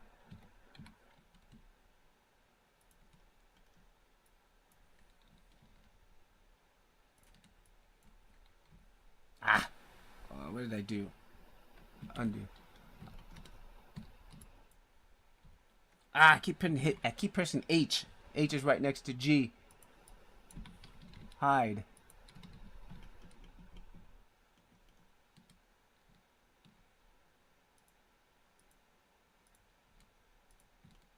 Yeah, I don't like beveling it next time. I'm not gonna bevel it first. I'm gonna do all my texturing and then bevel it after.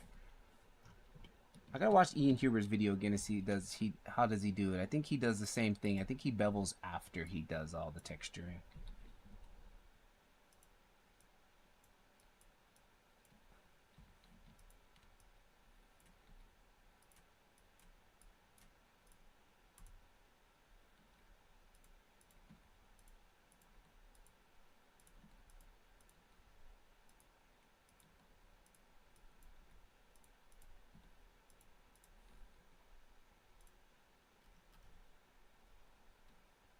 So we're gonna bring this one back on this side here.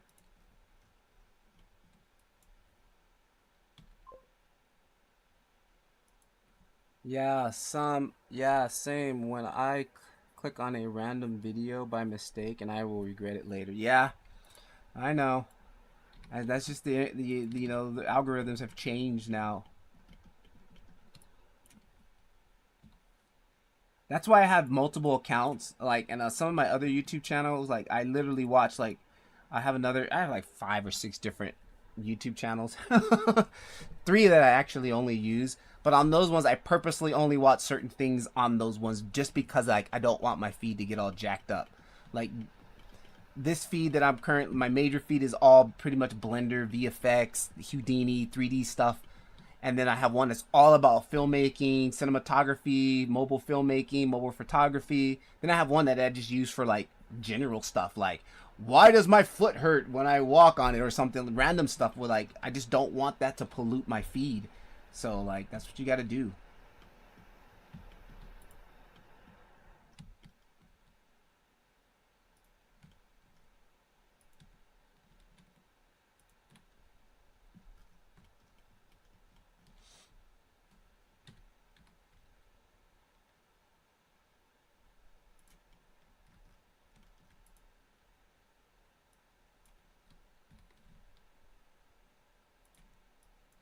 But even just doing these little exercises here, I've been already seeing some benefits of it just because like my modeling skills are like absolute beginner.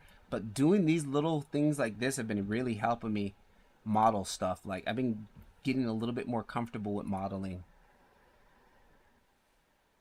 44, yo, what's up? What's up?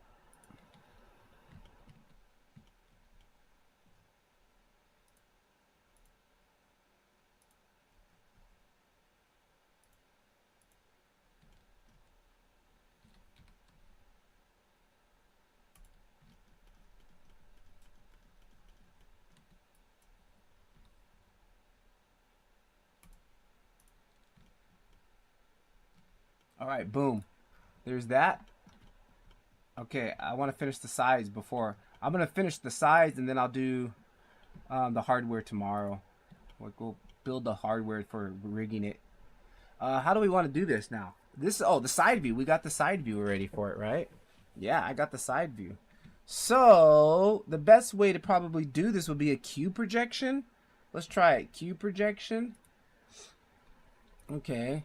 And then let's grab like, why is that? Where's that top of the, let's go link first. And the mirror modifier is making it act wonky, but that's no problem because once I take it off,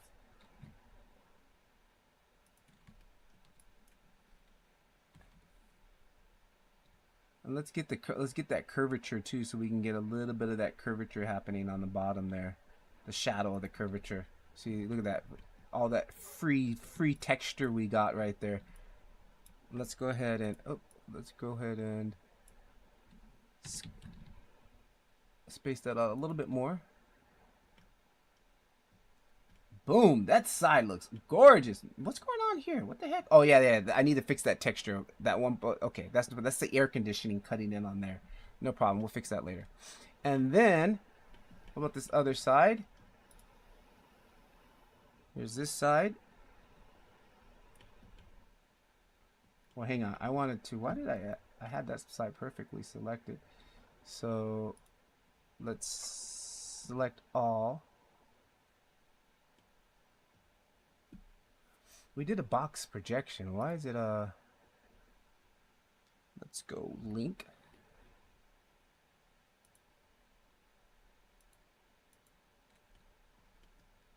All right, well, let's do this. Hang on, let's select this top piece. Grab that. G90. Oh, no, not rotate 90. G, bring that over here.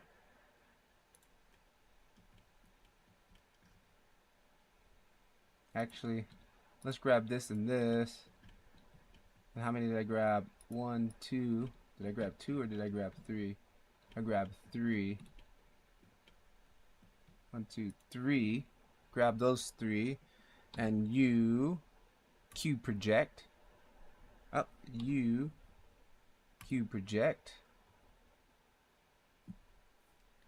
Why is that like that? Did I not select? Oh, there, I didn't select the front one. All right, cube project. Boom. Take that whole thing, rotate 90, G it over, scale on the X, get it right on the edges so we get that edge detail too. Like, get all the free texture that we can. And let's bring that down. And I don't like that. So let's go more inside. Like that. And let's go G more inside on this one. Like that. We'll turn this off. Okay, that looks good. That looks good. Cool. Come back over here. Now let's grab this guy. And let's grab 1, 2, 3. This guy, hold down control, selects all of that. That is all selected. A, G it up. Let's get to the side view here. Turn that off so I can see what we're doing. Scale Y. Get it all the way to the curve. GY.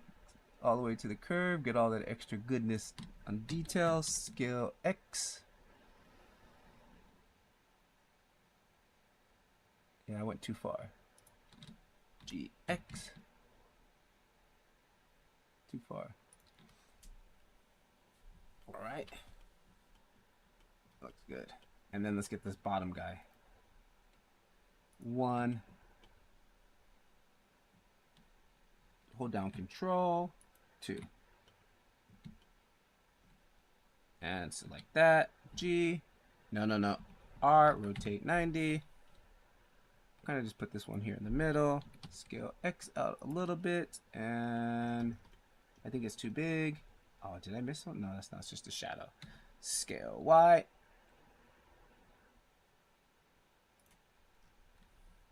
Tab out. Tab out. Why you didn't do cube projection on this one just like the last piece? I'm just learning UVs and you.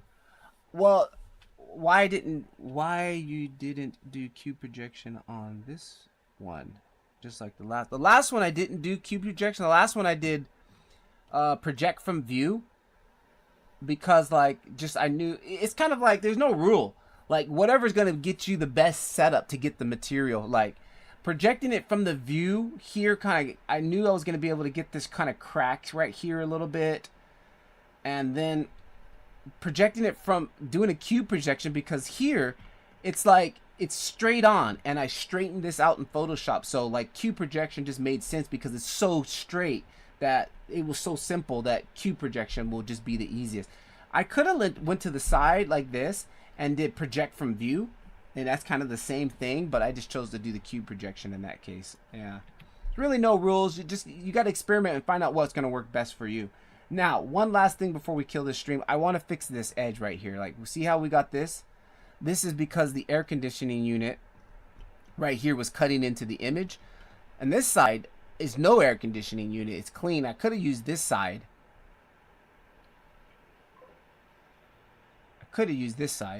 Gotcha.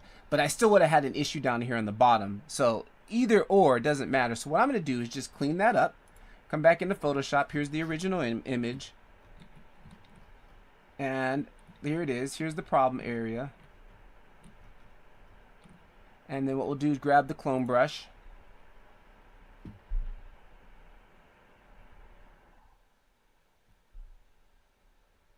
How come I can't see my brush? Oh, there it is.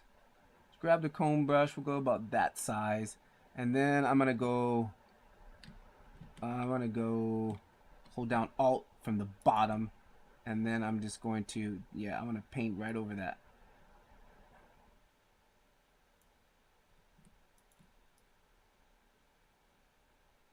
Right, we're gonna paint right over that, and then what I'm gonna do. To clean up the top. Then I'm gonna make it smaller now, and I'm gonna make it fit right in here, something like that. Let me zoom in. And clone brush. What is the shortcut for that? I gotta stand.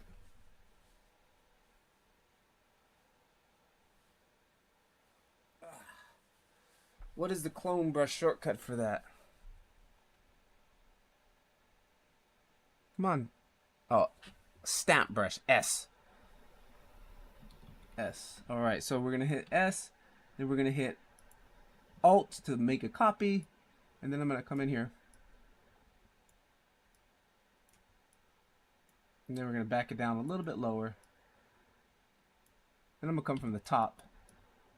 Oh, that was actually coming too fast. Now I'm gonna come from the top. Just paint that edge out like that. All right.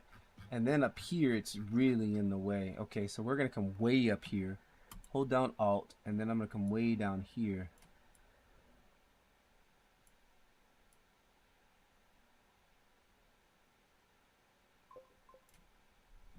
Clone the edge with a bigger brush and align it. That will be easier. Yeah, I gotta stay right. I wanna stay within this little edge here.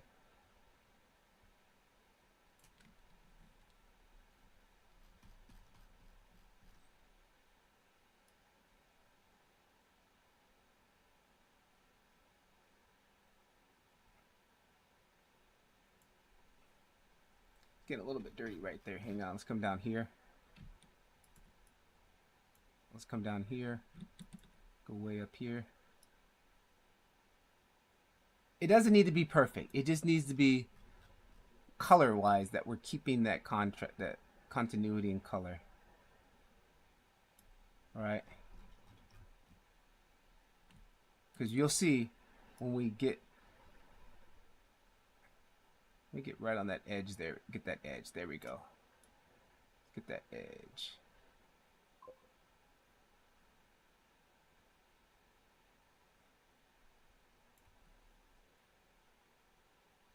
I break up with Adobe, sadly.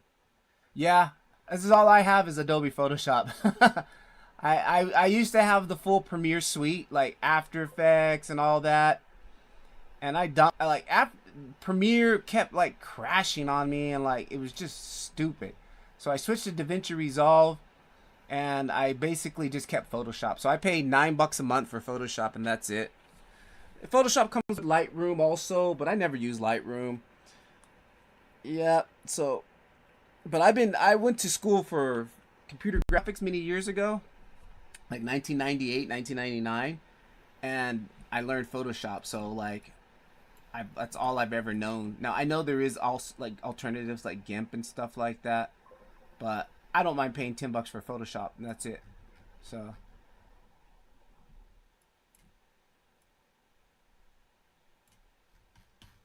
All right, that should be enough. That looks gross, but it's going to be enough. Hang on, I want to make this transition blend a little bit better.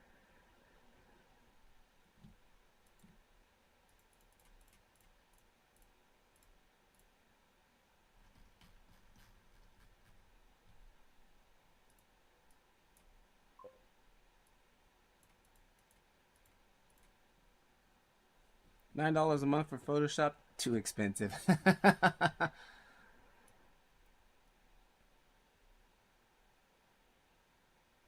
All right. Let's see. Now let's export this out. Make sure we just save it over. That's 1 ramen per month. I'm actually good at it. You know, but it's funny because I get it back from like, I used to do the whole Starbucks like coffee until one day I sat and totaled up how much I spent on coffee a month at Starbucks, and it was like $75, and I never went back to Starbucks ever again. So I'd use that $10 for my Starbucks coffee now. So yeah, I buy my own bags, I grind my own coffee, like I'm all into making my own coffee now. So I got a little extra cash back from that. Plus, I make it a point every single day I go to work, I save $1 a day. Like there's these vending machines all over Japan, And there's like I used to always hit this one vending machine right next to my company. Like it's literally right next to the door. So as I walked in, I would always drop in and get some coffee from there, and it became a habit. And then I started total. I'm like, man, that's like $30 a month that I'm spending on this vending machine. And then the vending machine went. The coffee that I used to buy was only $1, and then like 2 years ago, it went up to $1.20. And I was like, whoa, whoa, whoa, whoa, whoa, whoa, no. And I stopped, and then I started taking that dollar and putting it in here, and this little thing. So when this is full, in Japan, the dollars are coins. There's 50 of them fit in there. So this is $50. This is $50. Like already, I'm like already at like $43. So every day I go to work, 43 days, this is $43. And I started doing that last year. Believe it or not, last year I actually had all of these full from my dollar a day of going to work. And this is basically $200 right here, dude. 200, actually not 200, sorry. One, actually, no. $50 for one. Yeah, $50 for one. $200. And I cashed it out last year, and I'm starting it again this year. So this is this year's, right? Some days I forget, but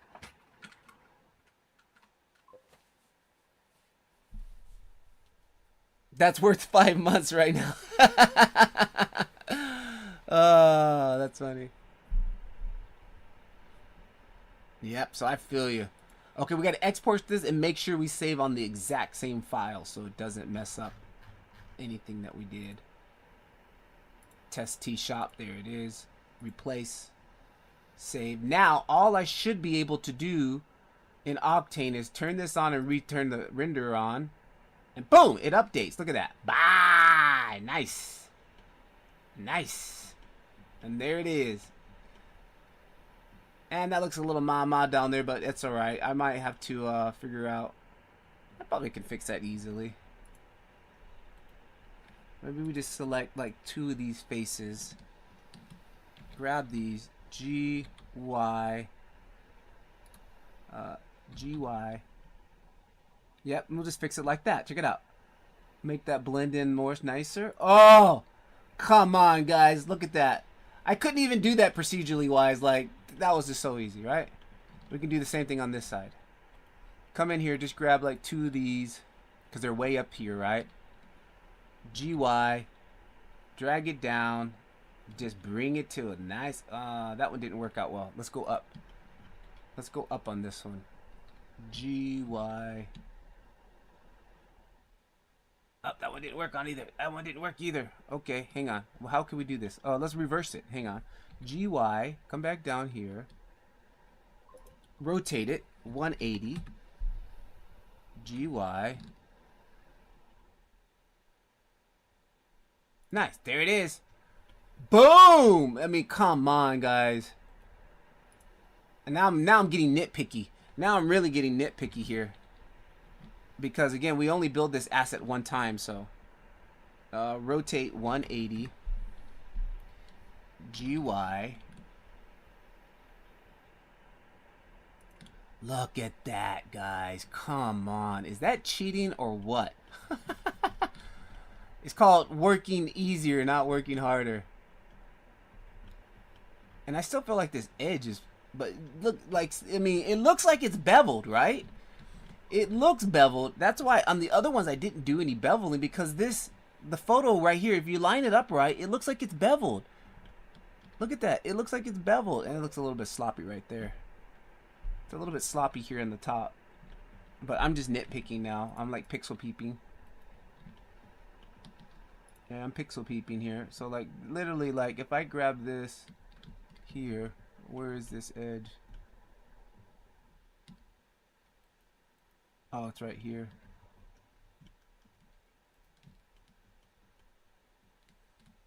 GY. I'll select GY.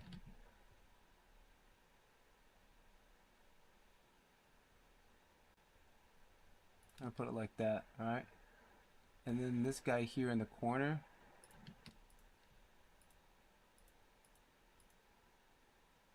This guy here in the corner. Let's grab this Hang on, let's turn this off so I can see it. G. Like that, right? That looks way cleaner. Any other weird lines that we got going? There is a small bevel, but you can use the round edge softer shader for that. Yep, I did that on the very first sign I made. I didn't do any beveling, and I just used the round edge shader. And look, we got some weirdness happening right here, so let's clean this up a little bit.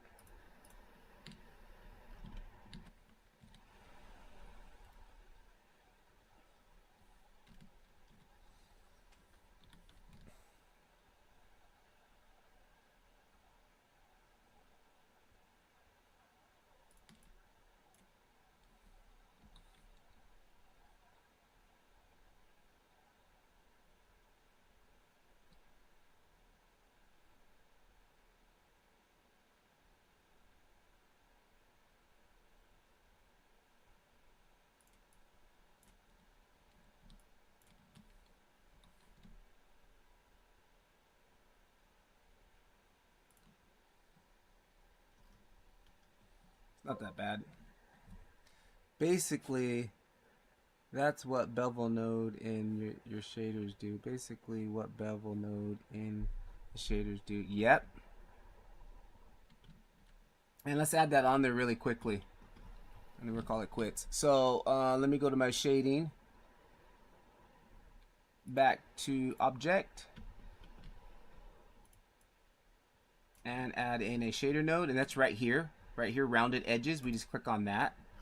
And G it down here. Alright, rounded edges. It's very subtle. You really probably won't even notice it. Alright, radius. Just crank that sucker up. I'll just crank it up to 1. And like, yeah. We won't even notice it. There is a little line here that's bugging me. That little line right there is bugging me. What is that little line right there? That line right there is bugging me.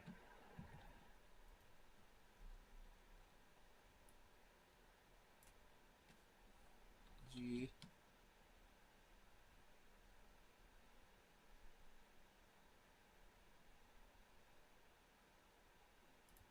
And what else is that? There's another line that's bugging me. Oh, this line has gone probably too far off. GX, hold down shift.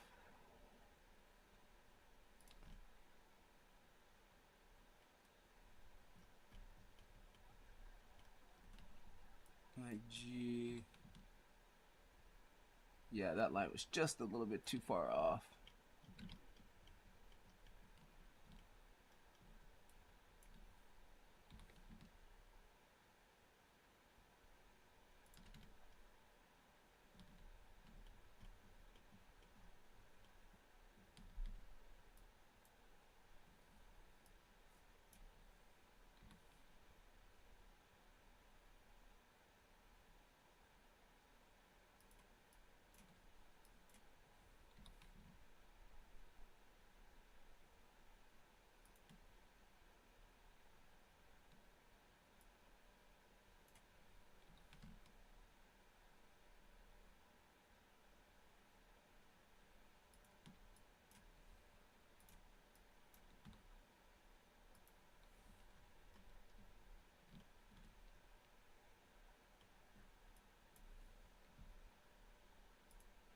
There's some weirdness happening right here, huh? Okay, I see what's happening. I think it was that other edge. Yep, it's that other edge.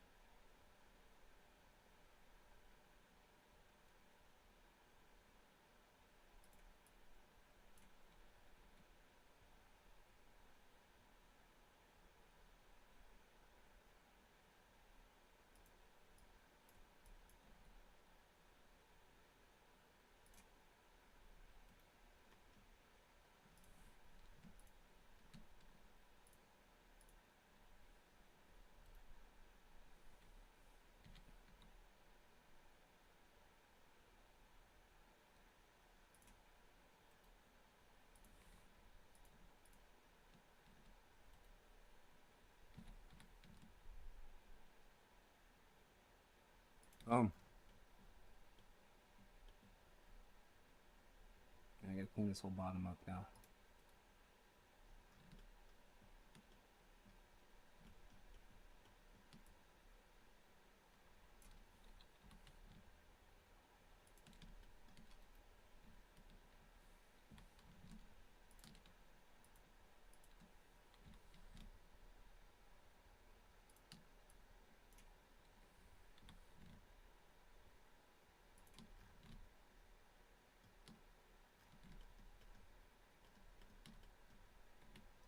All right.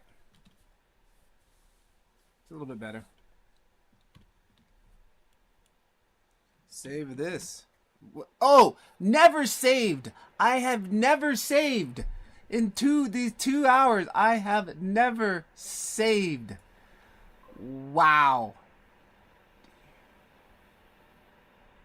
Do you recommend the Pixel Lab texture pack? Oh, dude, the texture, those things are absolutely fantastic. It's like, there is no really any support for Blender Octane materials, and it's like, yes, 100%. And then the main reason why, like, the first pack I bought because I didn't, and then I did a review, and then he sponsored me for the rest of the packs. But the reason why I bought the first pack was just because I wanted to reverse engineer, like, how can I make those textures? So literally I can open up those materials and see how somebody who knows Octane, because they used to use, the guy who does it is like a big Octane user for cycles. And let me save this really quickly. T-Shop. Man, we didn't save that whole time, guys. How long? 2 hours of work would have been like, boom. Boom. Yeah. Yeah, the textures, yeah, man, these things are worth it, guys. Like, I know you're gonna pay, you gotta pay money. Like I said, I paid for the first one, and I was gonna buy them no matter what. Just eventually save my money and buy each pack. But yeah, they're fantastic. Like, because I can break them down and like literally see. I'll show you one of them. Let's just add in a Suzanne head real quick.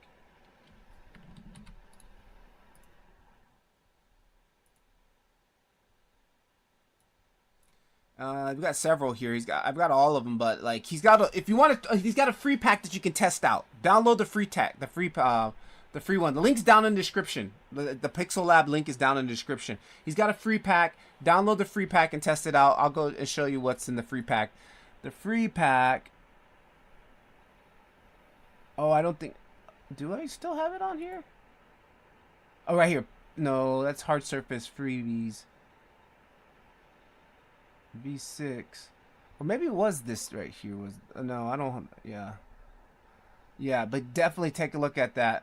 So, for example, if we jump on, what's one of my favorite ones here? I like some of these MoGraph synthetic ones. Like these ones are really nice. For example, like this MoGraph number 7. Let's kind of isolate Suzanne by herself. Look at this, guys. This is awesome, right? And then what is nice? Look at that. And then you can figure out like you're gonna learn like, okay, well, how do you do this? How do I make this material myself? Well, take a look at it. Boom, there's the node graph setup for it, right? So you can reverse engineer these. Okay, so we start off with a specular material, and then in the albedo, he's doing a texture mix, right? Well, he's using an RGB image, and this RGB image here is the actual, this little map, right? That's the map, and then he's mixing that into the amount, and here's the color. We're mixing with an RGB color and an RGB black. So, and then these are just your projections, right? And then we go look at the roughness. Here's the roughness. We're also using that same image map in the roughness, and that's actually being plugged into a couple of other things. But you could just reverse engineer it, which is dope. And then like, how is he making the specular material? Well, he's got a scatter node on here set to 5% density, 400% volume step. And then he's mixing in the absorption 2 different colors. These 2 different colors are being mixed in the absorption. And then between the mix, he's mixing in that image, right? Using that image as a mask. And then he's got this on the scattering. He's got that same image on the scattering, doing this mix. Like, Like, I can reverse engineer this and know exactly how to make it. That's why I was like, this is worth the money. It's not just about buying materials, it's about buying how do I make these on my own. And that goes with any of these other materials, right? So we've got this other material here, like this bubblegum like material here. And this setup is a little bit more simple, right? We've got what do we've got on this one? We got a mixed material. We're mixing a glossy shader with another glossy material, and then got a noise. It's got a default noise, a noise texture mixed in with the grayscale image node, mixed in with another noise texture. So this is like a fully procedural texture here, right? And there it is. This is a fully procedural texture here. And then you can go into some of the other ones here. We've got liquids, we've got metals. Let's go to pink gold. Here's our pink gold. Again, you can go ahead and break that down, figure out how that's being made. And then he's got the latest pack, which is probably one of my favorites, is this one right here. Now, this one uses a little bit more. Yeah, that's cool. That teaches you how to use Octane. Yes, exactly. That teaches you how to use Octane materials. I get so many people like, oh, I'm not going to pay for that. I'm like, okay. But I bought it just because I wanted to teach myself how to make those materials. If I come into, he's got a couple architectural packs, some that include a lot of glass. I'm going to buy them all, and I'm going to be broke. I got an affiliate link down there. It's got a full pack, so hopefully that affiliate pack will give you a deal or something. Look, we got wood. Come on, wood. Don't crash on me, wood. I think wood is a little bit heavy because we're using a wood texture thing. Here we go. We got some wood.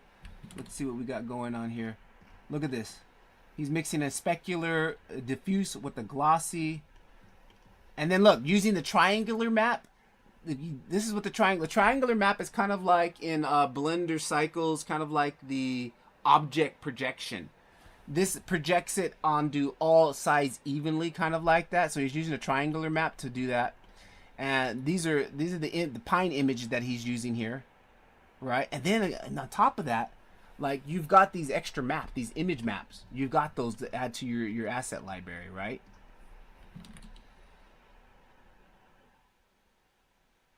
So that's the wood section. We got a lot of woods here. Specular. Here's some more glass on this one. Plastic. I think pack number 8. Where is pack number? I'm missing one pack. I think there's 8 packs.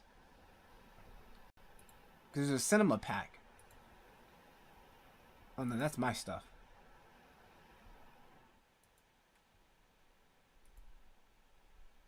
Yeah, there's a cinema pack that I might have to reset up. Hang on for a second.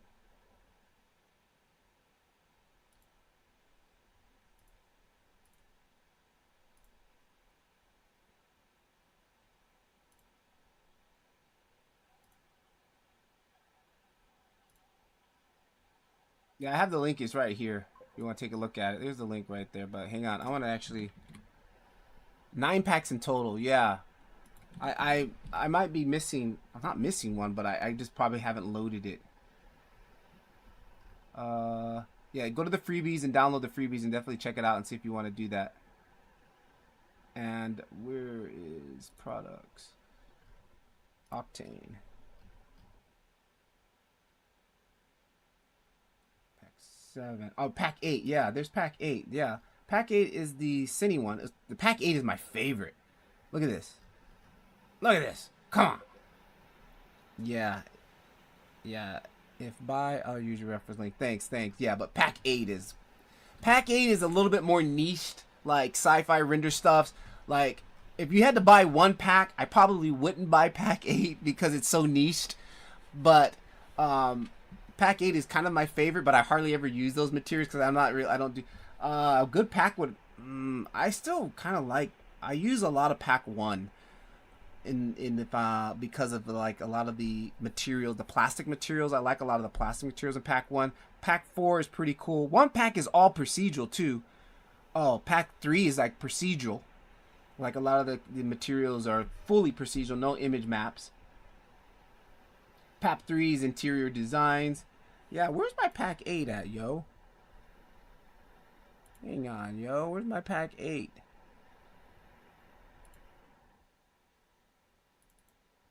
Blender Assets. Pixel Labs. Pack 8 is right there. Pack 8. How come I don't see it inside of my thing here?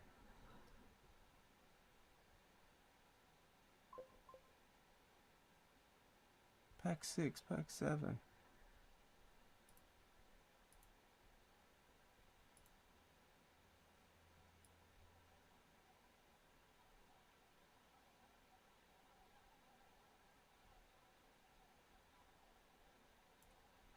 Pixel Lab? Dude, what the heck?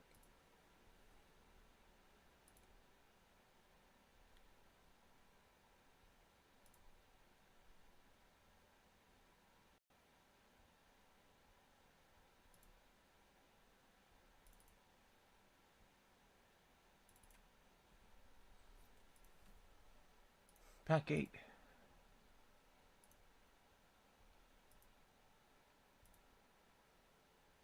Oh, there it is. No, I still didn't load it right because it's not, the folders are not in there. I didn't load it right. I need to go in one more time. Pack 8. Pack 8. Save. Pack 8. There we go. Now look, pack 8. We got automotive. We got automotive shaders. Check it out, man. Somebody was talking about car renders earlier. Look at this. We've got tires. Like I said, pack 8 is more niched. We've got tires, metallic, Pirelli street tire material, different tire materials, race tire materials, rear glass, rim stain, rim steel, right? Then we've got cinematic brushed aluminum, forged military steel, cinematic iron. Like, these are totally different. Metallic plastic, weapon steel, experimental metal, wires. Then we got HUD. I haven't used any of these yet, but we got all these HUD elements. Yeah, I do a lot of product rendering packs. Oh, you do a lot of product rendering? Yeah, definitely. Packing is probably not what you're looking for. Frozen, foggy ice, foggy plastic, paper, leather, product design. Here's some stuff in here, product design. But yeah, I would probably say I need more plastic and materials. Yeah, like pack 1 had a lot of plastics. Where is it? Plastics, number 1. So here's some plastics from pack 1. Pack 2, architectural, fabrics, glass, metals, more plastics. Actually, pack 2 has more plastics than pack 1. Pack 3, more organic car paint, glass, metal materials, organic, more paints. But I think pack 3 is more procedural. Not a lot of stuff in there. Styrofoam. I got a free styrofoam material already. Anti-slip rubber. That's pretty cool. Pack 4. Fabrics, more metal, MoGraph, plastics, more plastics, used plastics, sport gum, fiberglass, industrial plastic, iridescent. Okay, and then pack 5. Ooh, I need pack 5 is not even loaded in here either. So I gotta get pack 5 loaded. Pack 5. Pack 2 is pretty cool. Pack 6. Heavy fabrics. A lot of fabrics in pack 6. Fabrics, when they got glass. All these different types of glass. These are some of my favorite glasses right there. Metals. Materials or minerals. Kind of like clays, pavement, ceramics. More plastic.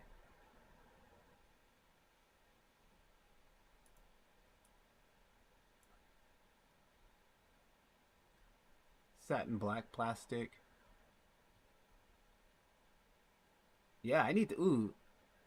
Tech sponge plastic. Tech sponge like for shoes. I mean, come on, like I'm kind of disappointed, like at Grayscale Gorilla, because they're so hardcore, you know, Cinema 4D, and Octane in the beginning, like that they never busted out an Octane pack for Blender. Like they should have been the one who, oh, I would have thought would have did it, but they never did. And like they're more PBR materials anyways. So I mean, Grayscale Gorillas definitely, I'm not gonna lie, they're high end. Their stuff looks good, but they're all PBR materials. So this guy's like totally catering to us in Octane. And then pack 8. I'm missing pack 5, huh?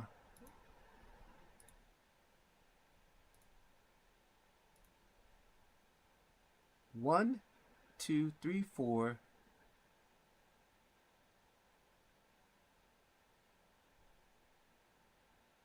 I don't see a pack 5. Oh, and this also, he has this hard surface freebie, like some Greeble stuff.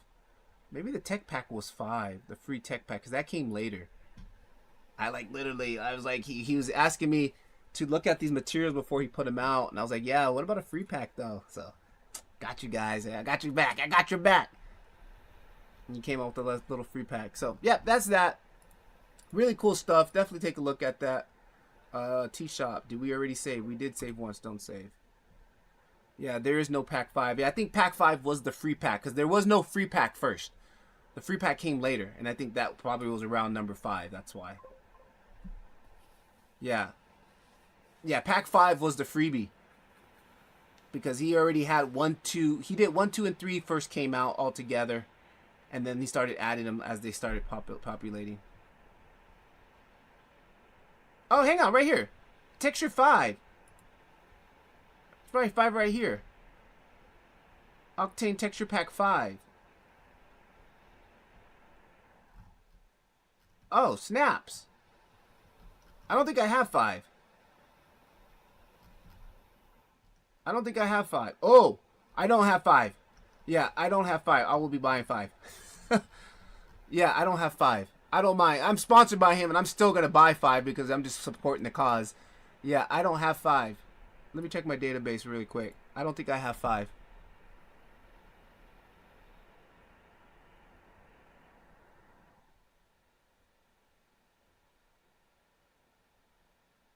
No, I don't have 5. I will be buying 5 today. Because I don't care. Support the cause. I'm supporting the cause. I can check my emails. Maybe he emailed me and I just never looked at it, but I don't think so. It's all good though. I'd rather pay for it anyway so I can support him.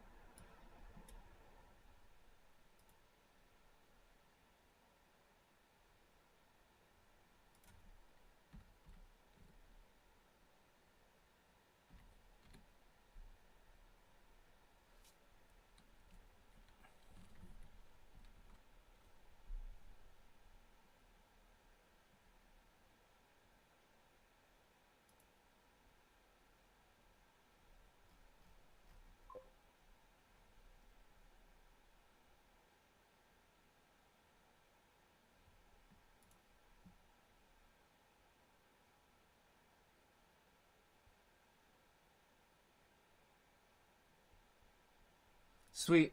Alright guys, I gotta eat. I gotta get out of here in about 20 minutes and head to work. It was fun hanging. Catch you guys in the next one. I'm gonna probably be back tomorrow, same time. So hopefully I'll be on time. Alright guys, have fun. Take a look at the blah blah blah that pack and all that stuff. So alright. Peace.